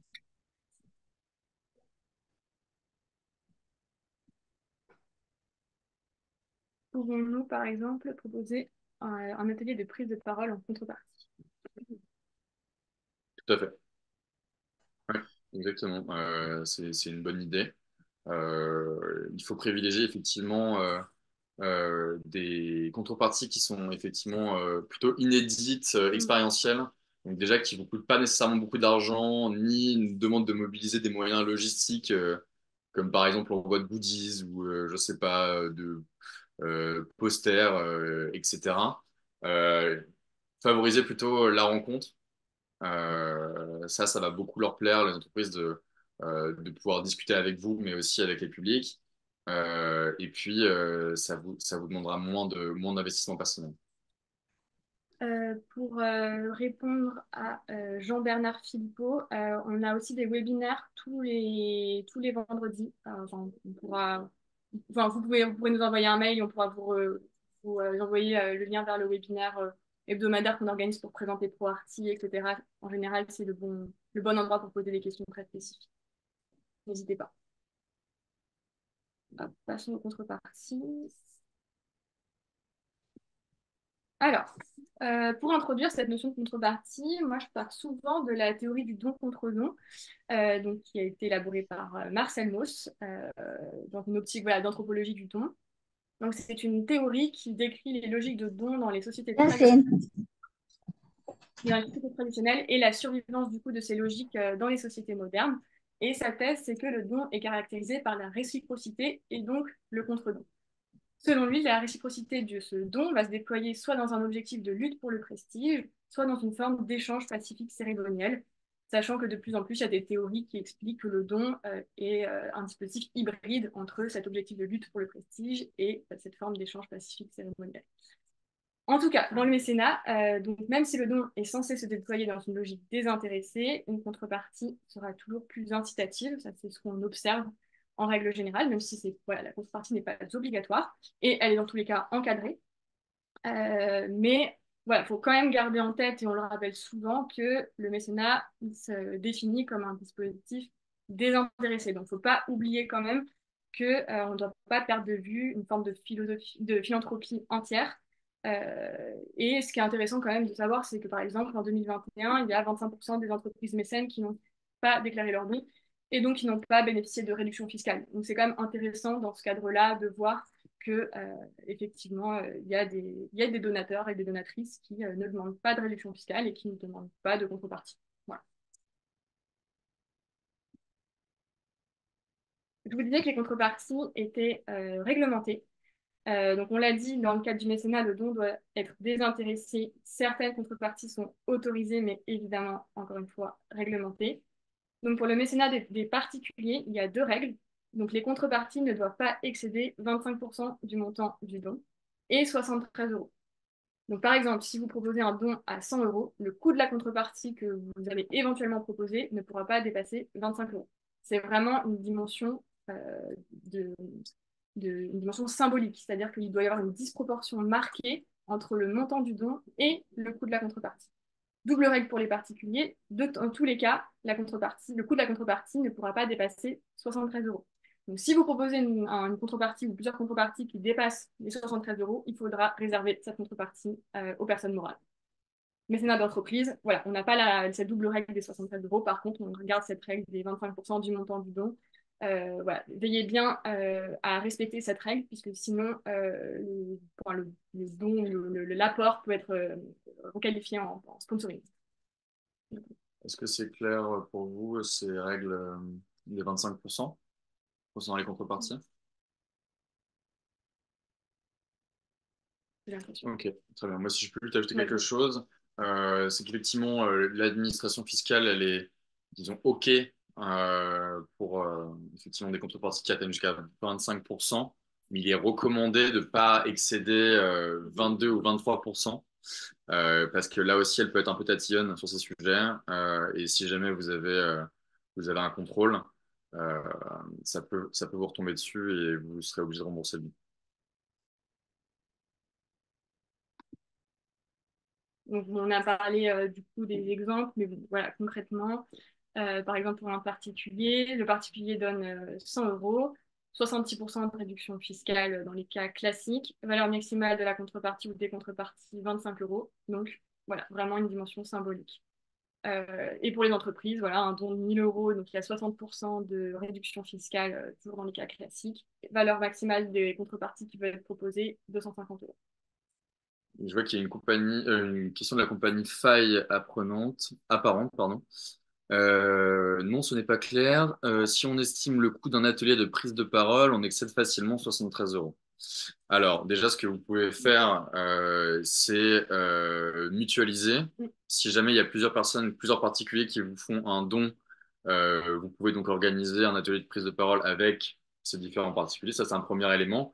Par contre, si jamais vous proposez comme pour un don cette unique contrepartie, c'est-à-dire que vous la réservez à un acteur en particulier, bah, effectivement, ça pourra uniquement être une entreprise. Pouvons-nous proposer aux particuliers d'assister à une répétition?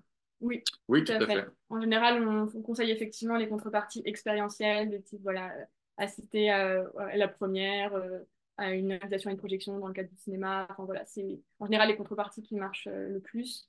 Euh, En général, c'est aussi bien de préciser que les frais de déplacement ne sont pas pris en charge, Mhm. pour être précis. Comment pouvons-nous valoriser une autre question de la Belle Orange, comment pouvons-nous valoriser le don des particuliers en communication? Liste sur les dossiers. Euh, En vérité, ça va dépendre effectivement du rayonnement de votre Mm. projet, parce que ça, la notion de communication est aussi encadrée. Mais si jamais il s'agit juste d'ajouter, par exemple, sur votre site internet ou sur vos supports de com, le nom d'un particulier, ça rentre dans le cadre des 73 euros. Une question de Loup de Lune. Peut-on proposer en contrepartie 25% de réduction sur l'achat d'un spectacle? Tout dépend du prix de la place. C'est vrai. Mais enfin, on conseille quand même, en règle générale, voilà, si vous pouvez proposer une invitation, par exemple, c'est quand même plus incitatif, je pense, qu'un bon de réduction. Honnêtement, encore une Mhm. fois, le mécénat, on est dans une démarche voilà, non commerciale et désintéressée. Donc, c'est plus intéressant, voilà, si vous avez voilà, une place en soi vous coûte 20 euros, ben, vous faites le calcul et vous proposez un montant de don en conséquence. Mhm. Je pense que c'est plus incitatif, plus intéressant et dans les règles. Une question de Astrid Tenon. Nous sommes d'accord que ceci concerne les particuliers et non le mécénat d'entreprise. Alors pour les particuliers, comme je le disais, du coup, il y a la règle des 25% du montant du don et la règle des 73 euros. Donc c'est 25% du montant du don, dans tous les cas capé à 73 euros. Pour le mécénat d'entreprise, 25% du montant du don. Donc la règle des 25% du montant du don s'applique à la fois aux personnes morales et aux personnes physiques. Ça, c'est clair. Oui, c'est clair. Oui, très bien.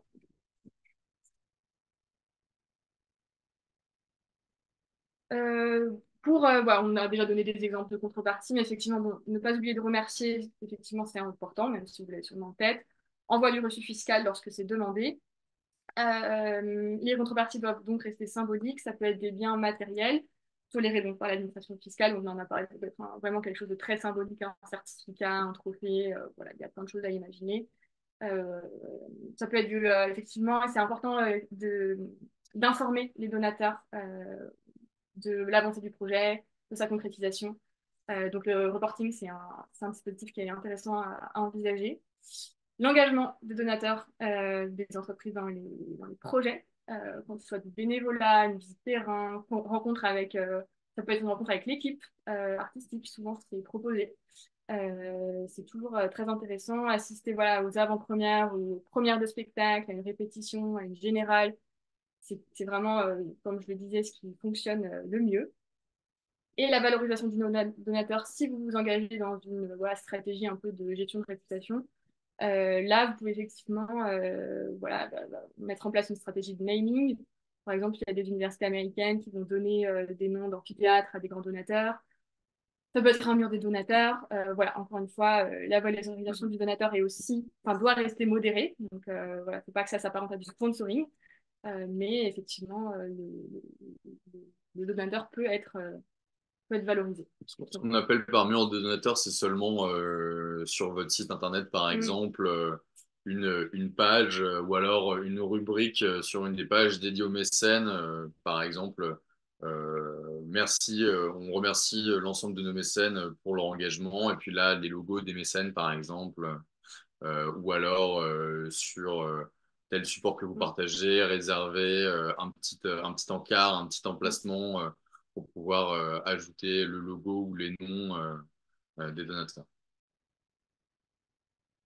En tout cas, bien avoir en tête que l'opération de mécénat et les contreparties que vous allez donner ne peuvent pas servir les intérêts commerciaux de l'entreprise. Ça, c'est certain. Donc, ce qu'on conseille, voilà, c'est des contreparties qui vous coûtent le moins cher possible. Donc, concrètement, les contreparties expérientielles, ça va très bien fonctionner. Les contreparties inédites, qui créent du lien, qui permettent la rencontre entre voilà, les mécènes et l'équipe artistique, qui sont évidemment livrables, ouais, pour qu'ils soient que ce soit facile à envoyer ou à mettre en place et qui respecte les règles du mécénat qu'on vient de transmettre, évidemment. Donc, c'est pour ça que vraiment tout ce qui est expérientiel, c'est ce qu'on conseille au- en premier lieu. Je vois que nous avons une question. Euh, de la compagnie 11%. Si on propose à une entreprise de la mettre en avant sur nos supports de communication, ça devient du sponsoring, point d'interrogation. J'ai du mal à saisir la différence. Alors, la différence entre le mécénat et le sponsoring, c'est la contrepartie. Véritablement, la démarche de sponsoring, c'est une démarche commerciale. Donc, en l'échange d'un montant accordé à votre projet, vous devez rétribuer 100% du montant de sponsoring en marketing, en communication, etc. Donc, si on vous fait un don de 1000 euros, vous devrez allouer 1000 euros en communication à la valorisation de l'image de l'entreprise qui vous a donné 1000 euros. Là où, si vous mentionnez seulement en mettant du coup un logo sur tel ou tel support qui apparaît en petit, je sais pas, sur l'affiche ou qui apparaît sur l'une des pages de votre site, etc. C'est pas quelque chose qui va vous coûter déjà ne serait-ce que les 25% des montants du contrepartie. Et en plus de ça, ça reste relativement discret. C'est pas, vous n'allez pas proposer donc aux mécènes de venir faire un discours, je sais pas, à l'ouverture de votre spectacle ou autre. Là, c'est quelque chose qui vous coûte très peu et qui permet uniquement aux mécènes d'afficher de son côté qu'il a quand même malgré tout participé euh, à- au projet.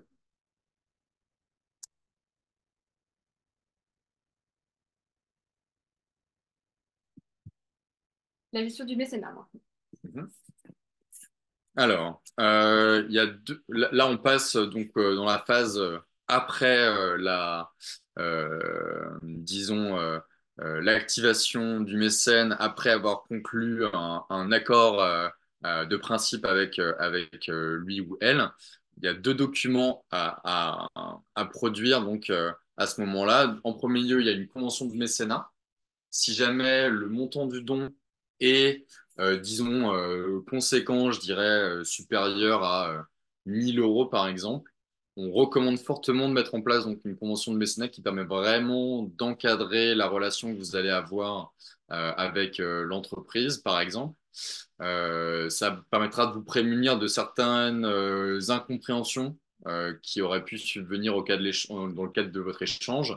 Et puis aussi, ça permet aussi de vous protéger si jamais l'entreprise vous demande plus, etc., etc.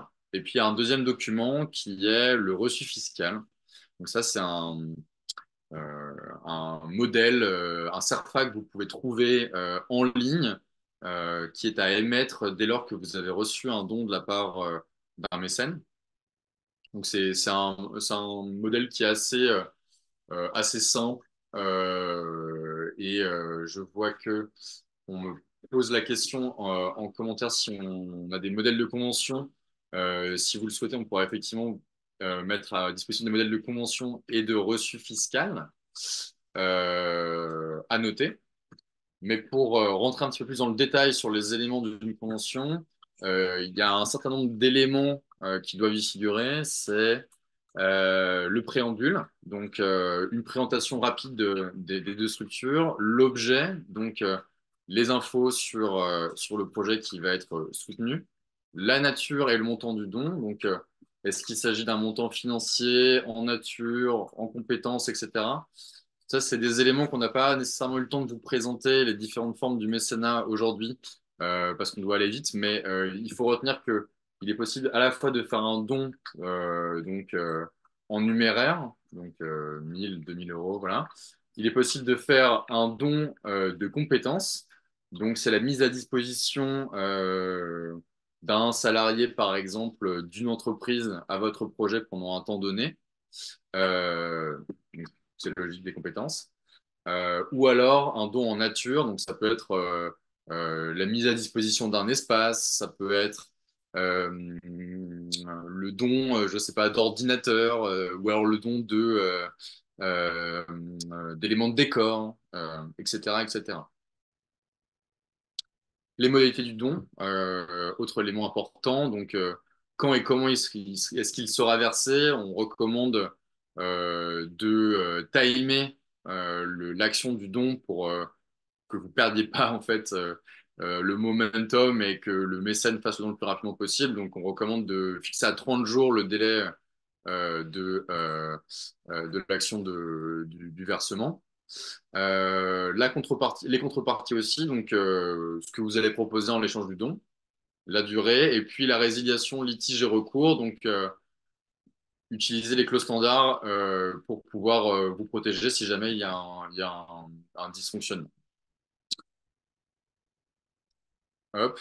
Et enfin, le reçu fiscal. Donc, c'est, comme je l'expliquais, un CERFA que auquel vous pouvez accéder en ligne, qui a une forme libre. C'est-à-dire que le CERFA a une forme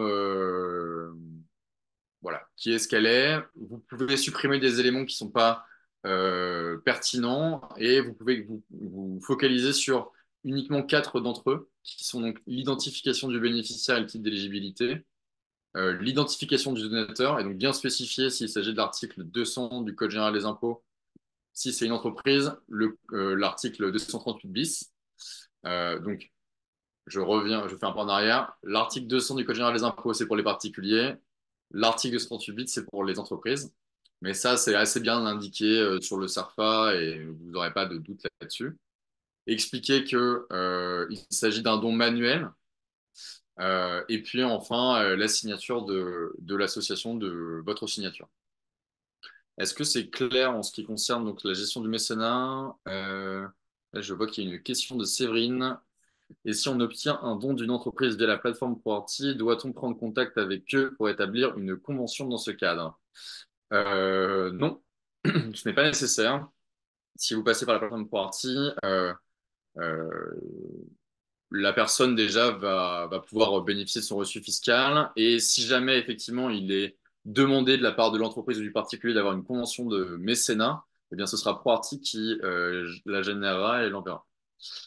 Autre question, quel est le numéro d'ordre reçu qu'on nous demande dans le CERFA? Euh, Vous devez émettre effectivement un numéro de reçu fiscal qui peut prendre la forme que vous voulez. Ça correspond à la date du versement du don. Enfin, l'opération Mission Avignon. Après, je vous propose qu'on passe aux questions-réponses, qu'on se laisse au moins un quart d'heure de Ouais. questions-réponses parce que on a déjà beaucoup parlé. L'opération Mission Avignon, donc c'est une opération qu'on mène en partenariat donc avec le Festival Off. Euh, donc c'est une opération qui a déjà été mise en place au cours de 5 éditions, qui a permis de collecter plus de d'1,5 million d'euros, pardon, auprès de 11 000 donateurs. Donc c'est assez conséquent. Et là, on lance cette année la 6e édition de l'opération. Donc l'opération, elle se matérialise comme ça sur la plateforme. Vous avez un certain nombre de projets. Donc là, c'est l'opération 2023, hein, bien sûr.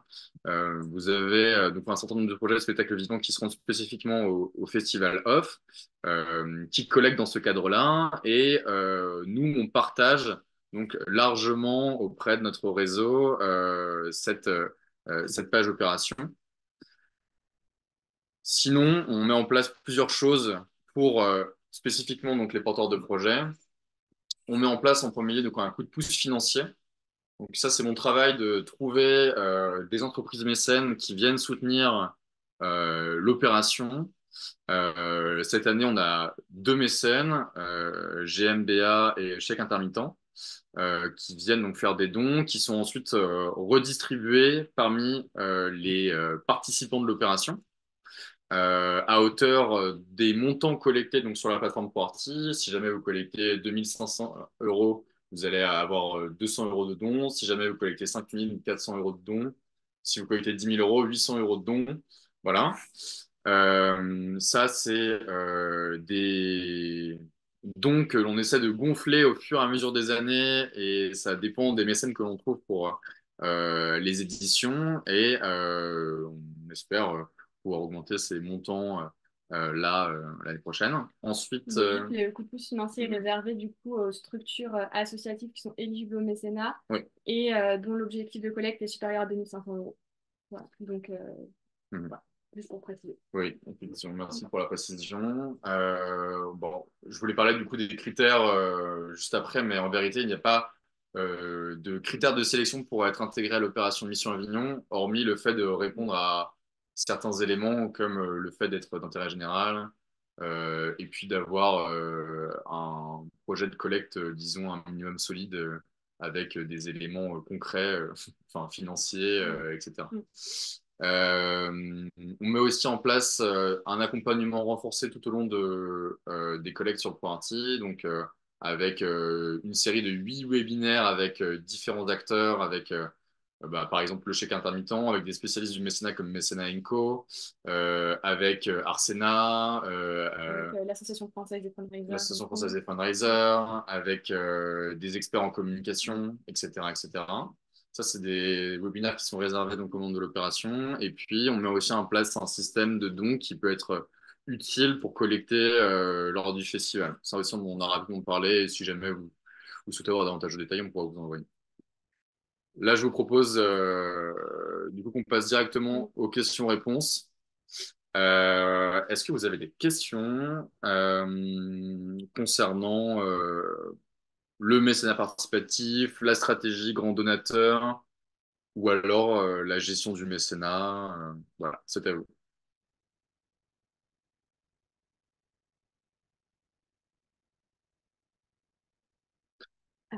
Ah, Alors, on a une question de Lily. Le coup de pouce est-il versé par palier ou à la fin de la collecte? à la clôture de la collecte. Ah, une clôture de la Ouais. collecte.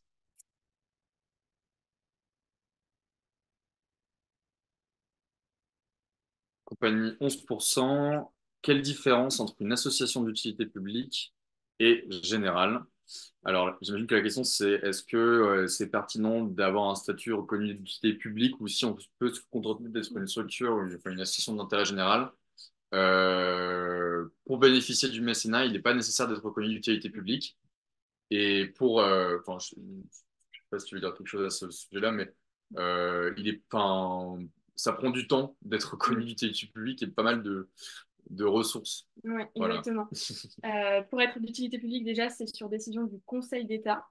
Il faut remplir les conditions, donc 5 conditions, notamment donc la condition d'être d'intérêt général, avoir une influence et un rayonnement qui dépasse le cadre local, avoir un nombre minimum d'adhérents, donc au moins 200, une activité effective et une réelle vie associative, avoir un fonctionnement démocratique et avoir des finances solides. Enfin, voilà, vous pouvez trouver effectivement tous les critères sur le site du service public.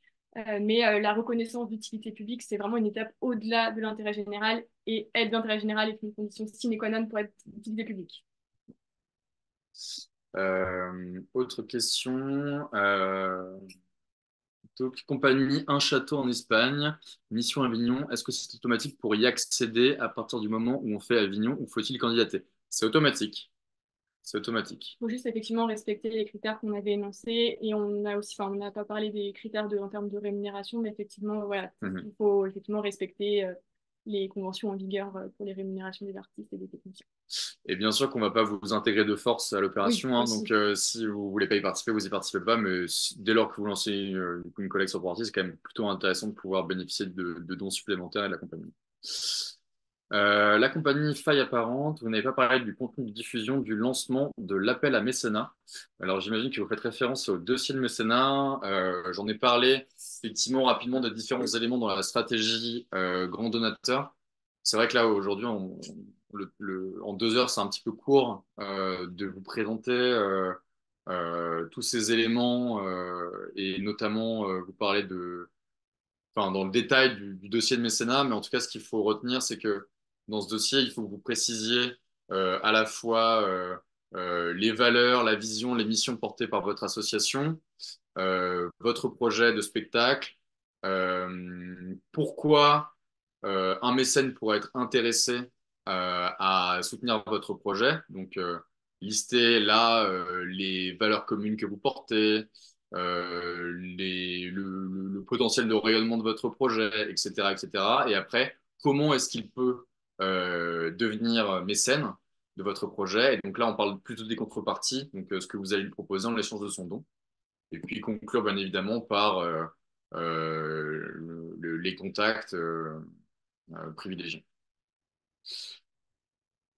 Une question de Kalou. Les coups de cœur, vous venez voir les spectacles des compagnies qui vous sollicitent.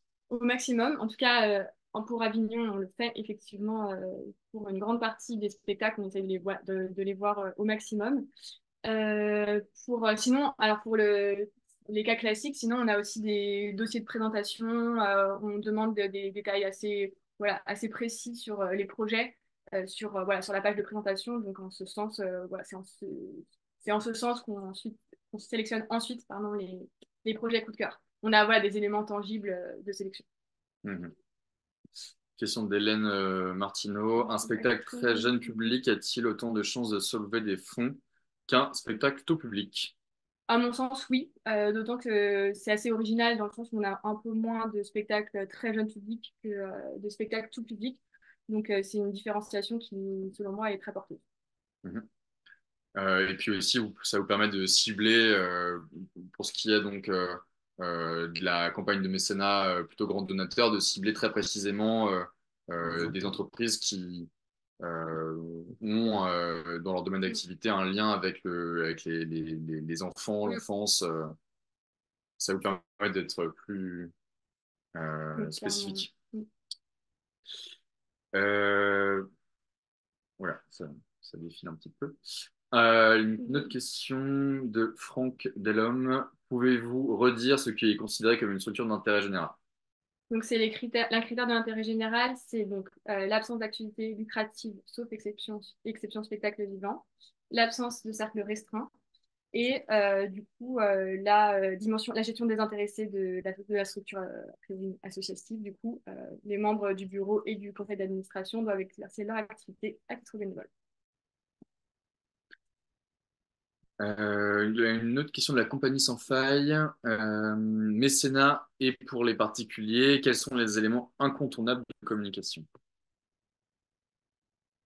Ben, un dossier de présentation, de toute façon, c'est toujours pertinent. Ça peut être, c'est pas forcément un dossier parce que ça peut être, enfin, voilà, plus c'est visuel, mieux ça fonctionne. Donc ça peut aussi être une plaquette, mais concrètement, plus ce sera transparent également, plus ce sera détaillé et transparent, plus ce sera porteur. Donc concrètement, si vous fléchez par exemple les dons que vous allez demander ou solliciter sur un poste de dépense particulier, c'est bien de l'indiquer. Voilà. Ces dons-là vont servir pas, la confection des décors, des costumes. Plus c'est transparent, mieux ça va marcher. Après, en termes de présentation, vous pouvez tout à fait faire un dossier, vous pouvez faire une plaquette. Ça peut passer encore une fois par les réseaux sociaux, par des newsletters, une fois que vous avez déjà été abondé. Il y a plein de choses à imaginer. Ça peut être des vidéos. Les vidéos, ça marche très bien. En tout cas, voilà, l'aspect visuel est vraiment à ne pas négliger. Ça, c'est sûr. Et puis les questions traditionnelles aussi du où, combien, comment. Il faut que les mécènes puissent avoir une vision précise de la manière dont le projet va se dérouler et également les parties prenantes, partenaires, le plateau, etc. Une autre question de la compagnie 11%. Où pourrons-nous retrouver cette vidéo pour la revisionner? Et bien sur YouTube, sur le compte YouTube du Off d'Avignon, si je ne dis pas de bêtises, Agnès. C'est ça, Euh, précisément. Clara Topira, je n'ai pas bien compris. Si on fait appel à votre aide pour le mécénat, vous prenez un pourcentage sur la récolte de dons. Oui, on prend des frais de gestion, parce qu'on n'est pas, voilà, on n'est pas une société commerciale, on a un fonds de dotation non lucratif, donc on a des frais de gestion de 8% sur les collectes classiques, donc portées par des particuliers ou des associations, et de 10% dans le cadre des collectes en coproduction ou en association à la production. Jean-Luc Paliès, je réitère en partie ma question, puisque vous venez de répondre en partie. Le dossier de communication à montrer, administratif, photo, vidéo, est vraiment très costaud à monter. Pourquoi autant? En vérité, c'est un dossier qui doit faire maximum, disons, une plaquette, maximum 9, 8, 9 pages en vérité. Donc, ça reste assez conséquent en soi si vous partez de zéro. Mais par contre, j'imagine que vous avez déjà un certain nombre d'éléments sur lesquels vous pouvez vous baser. Enfin, que ce soit donc peut-être éventuellement les réponses que vous avez fait à des appels à projets pour des subventions, des photos et vidéos que vous avez déjà par ailleurs d'autres spectacles que vous avez montés. tout ça, c'est des éléments que sur lesquels vous devez piocher pour construire votre dossier de communication. Et ensuite, c'est juste une question d'agencement des différents contenus pour répondre à ces fameuses questions que j'évoquais du où, combien, comment, avec qui. L'idée, c'est vraiment de donner confiance aux donateurs ou aux mécènes. C'est vraiment la transparence qui va jouer. Euh, Une question d'Astrict non. Lorsqu'on a une compagnie, un projet engagé qui soit écologique, féministe, antiraciste, visibilisation des personnes en situation de handicap, on se heurte souvent à des réticences parce que ce sont des termes qui dérangent encore. Y a-t-il quand même des projets engagés qui réussissent, notamment avec des mécènes entreprises, également pour le financement participatif? Oui, oui, tout à Mm. fait. Tout à fait. On a vraiment de nombreux cas de figure sur ProArty de projets qui ont qui réussissent de très belles collectes de dons en mettant en avant ces causes défendues. Et nous aussi, c'est ce qu'on fait donc, sur la plateforme. Peut-être que vous avez vu rapidement en regardant ce que présentait Salomé tout à l'heure, mais en dessous de chaque collecte, on affiche donc les causes défendues par le projet. Et après, donc, en dehors de ProArty, dans une logique de grand donateur, euh, les entreprises, en vérité, ne sont pas du tout. Enfin, c'est pas des termes qui font peur aujourd'hui, Mm. hein. La question du handicap, de l'inclusivité, du Mm. féminisme, c'est plutôt des termes qui vont inciter les entreprises à vous soutenir parce qu'elles vont pouvoir afficher leurs valeurs portées en interne, elles vont pouvoir communiquer sur leur engagement en externe et puis aussi ça participe plus largement à l'intérêt général pour lesquels un grand nombre de dirigeants ou de dirigeantes d'entreprises aujourd'hui s'investissent. Et ça marche aussi en financement participatif. C'est souvent aussi des projets qui ont une grande communauté et donc un large relais. Notre question de Lorena Bourreil, crowdfunding, j'ai cru comprendre que vous déconseillez le rescrit fiscal. Donc, si on considère que l'association correspond à ces critères d'intérêt général, quelle démarche effectuer? Est-ce qu'on prépare nous-mêmes un reçu fiscal que l'on fournit aux donateurs? Est-ce qu'il en faut, est-ce qu'il faut en faire de même à la demande? Je pense À pas qui? Ouais, à qui? Ok. Tu veux répondre? Ben, en l'état, si vous auto-évaluez, donc ce qui est possible, vous-même, vous faites le reçu fiscal, effectivement. Après, vous pouvez avoir tout à fait une autre stratégie, une stratégie différente, où vous souhaitez avoir un rescrit fiscal parce que voilà, vous voulez avoir la confirmation que voilà, vous êtes bien d'intérêt général. Et dans ces cas-là, c'est aussi à vous de faire le reçu fiscal. Dans tous les cas, c'est à vous d'émettre le reçu fiscal, sauf voilà, si vous passez, donc, par exemple, sur ProArty, là, c'est nous qui l'émettons parce qu'on emporte la responsabilité juridique. Voilà, si c'est vous qui émettez le reçu fiscal, c'est effectivement de votre responsabilité. Oui, effectivement, pour compléter, soit vous passez par une structure intermédiaire comme ProArty ou comme, que sais-je, une autre fondation, soit c'est vous qui portez la responsabilité de votre propre Mm. collecte, et donc c'est vous qui mettez votre reçu. Et donc après, pour ce qui est de la question du rescrit, effectivement, pour revenir sur ce sujet, on recommande de ne pas le faire parce que dès lors que vous remplissez, euh, et à juste titre, les grands critères qu'on a cités, de gestion des intéressés, d'activités qui participent à la présentation d'œuvres publiques et d'absence de cercle restreint, vous pouvez considérer que vous êtes éligible par nature. Et si jamais vous voulez vraiment faire acte de bonne foi, on vous recommande de plutôt faire appel à enfin, à un avocat qui pourra vous générer une note plutôt que le rescrit. Parce que, comme j'expliquais, les administrateurs fiscaux peuvent être vraiment enfin, il peut avoir, disons, un regard différent enfin, selon du coup les régions, selon les postes, etc. Sur cette question de l'intérêt général pour les projets artistiques. Donc ça, c'est un premier sujet. Et deuxième sujet, le rescrit, le formulaire de rescrit vous demande de décrire de manière assez exhaustive vos activités. Et donc, si vous êtes une jeune compagnie, je ne sais pas si c'est le cas, hein, qui justifie pas beaucoup d'expérience, eh bien, vous pourrez être retoqué juste parce que vous n'avez pas assez d'éléments à présenter à l'administration fiscale. Donc, si jamais vous êtes une compagnie qui est déjà un peu implantée et que vous avez déjà un petit peu d'expérience, on vous recommande de faire la demande du rescrit à minima après 1 an et demi, 2 ans d'existence. Une question du collectif Polyèdre. Pouvez-vous expliquer votre système de coproduction et la répartition des missions entre vous et nous? Euh, Donc, la coproduction, donc, c'est un dispositif donc, qui permet à des projets portés donc, conjointement du coup, via la convention de mécénat par une société de production et par ProArti de bénéficier du dispositif du mécénat. Donc concrètement, comme je le disais, ProArti va va rédiger une convention de partenariat avec cette société de production qui va du coup autoriser ProArti à porter la collecte en son nom. Et à la fin de de la levée de fonds, un contrat de coproduction, donc si on est dans cet acte vivant d'association à la production, si on est dans le visuel, va être signé pour nous permettre de vous reverser les fonds. Donc, encore une fois, nos frais de gestion à ce niveau-là sont de 10%. Mais concrètement, on n'a pas de regard artistique. Voilà, on devient coproducteur du projet, mais on n'a pas de regard artistique sur le projet, si c'est ça la question. Euh, la collecte, dans ce cas-là, elle est à la fois animée par le producteur et par ProArti.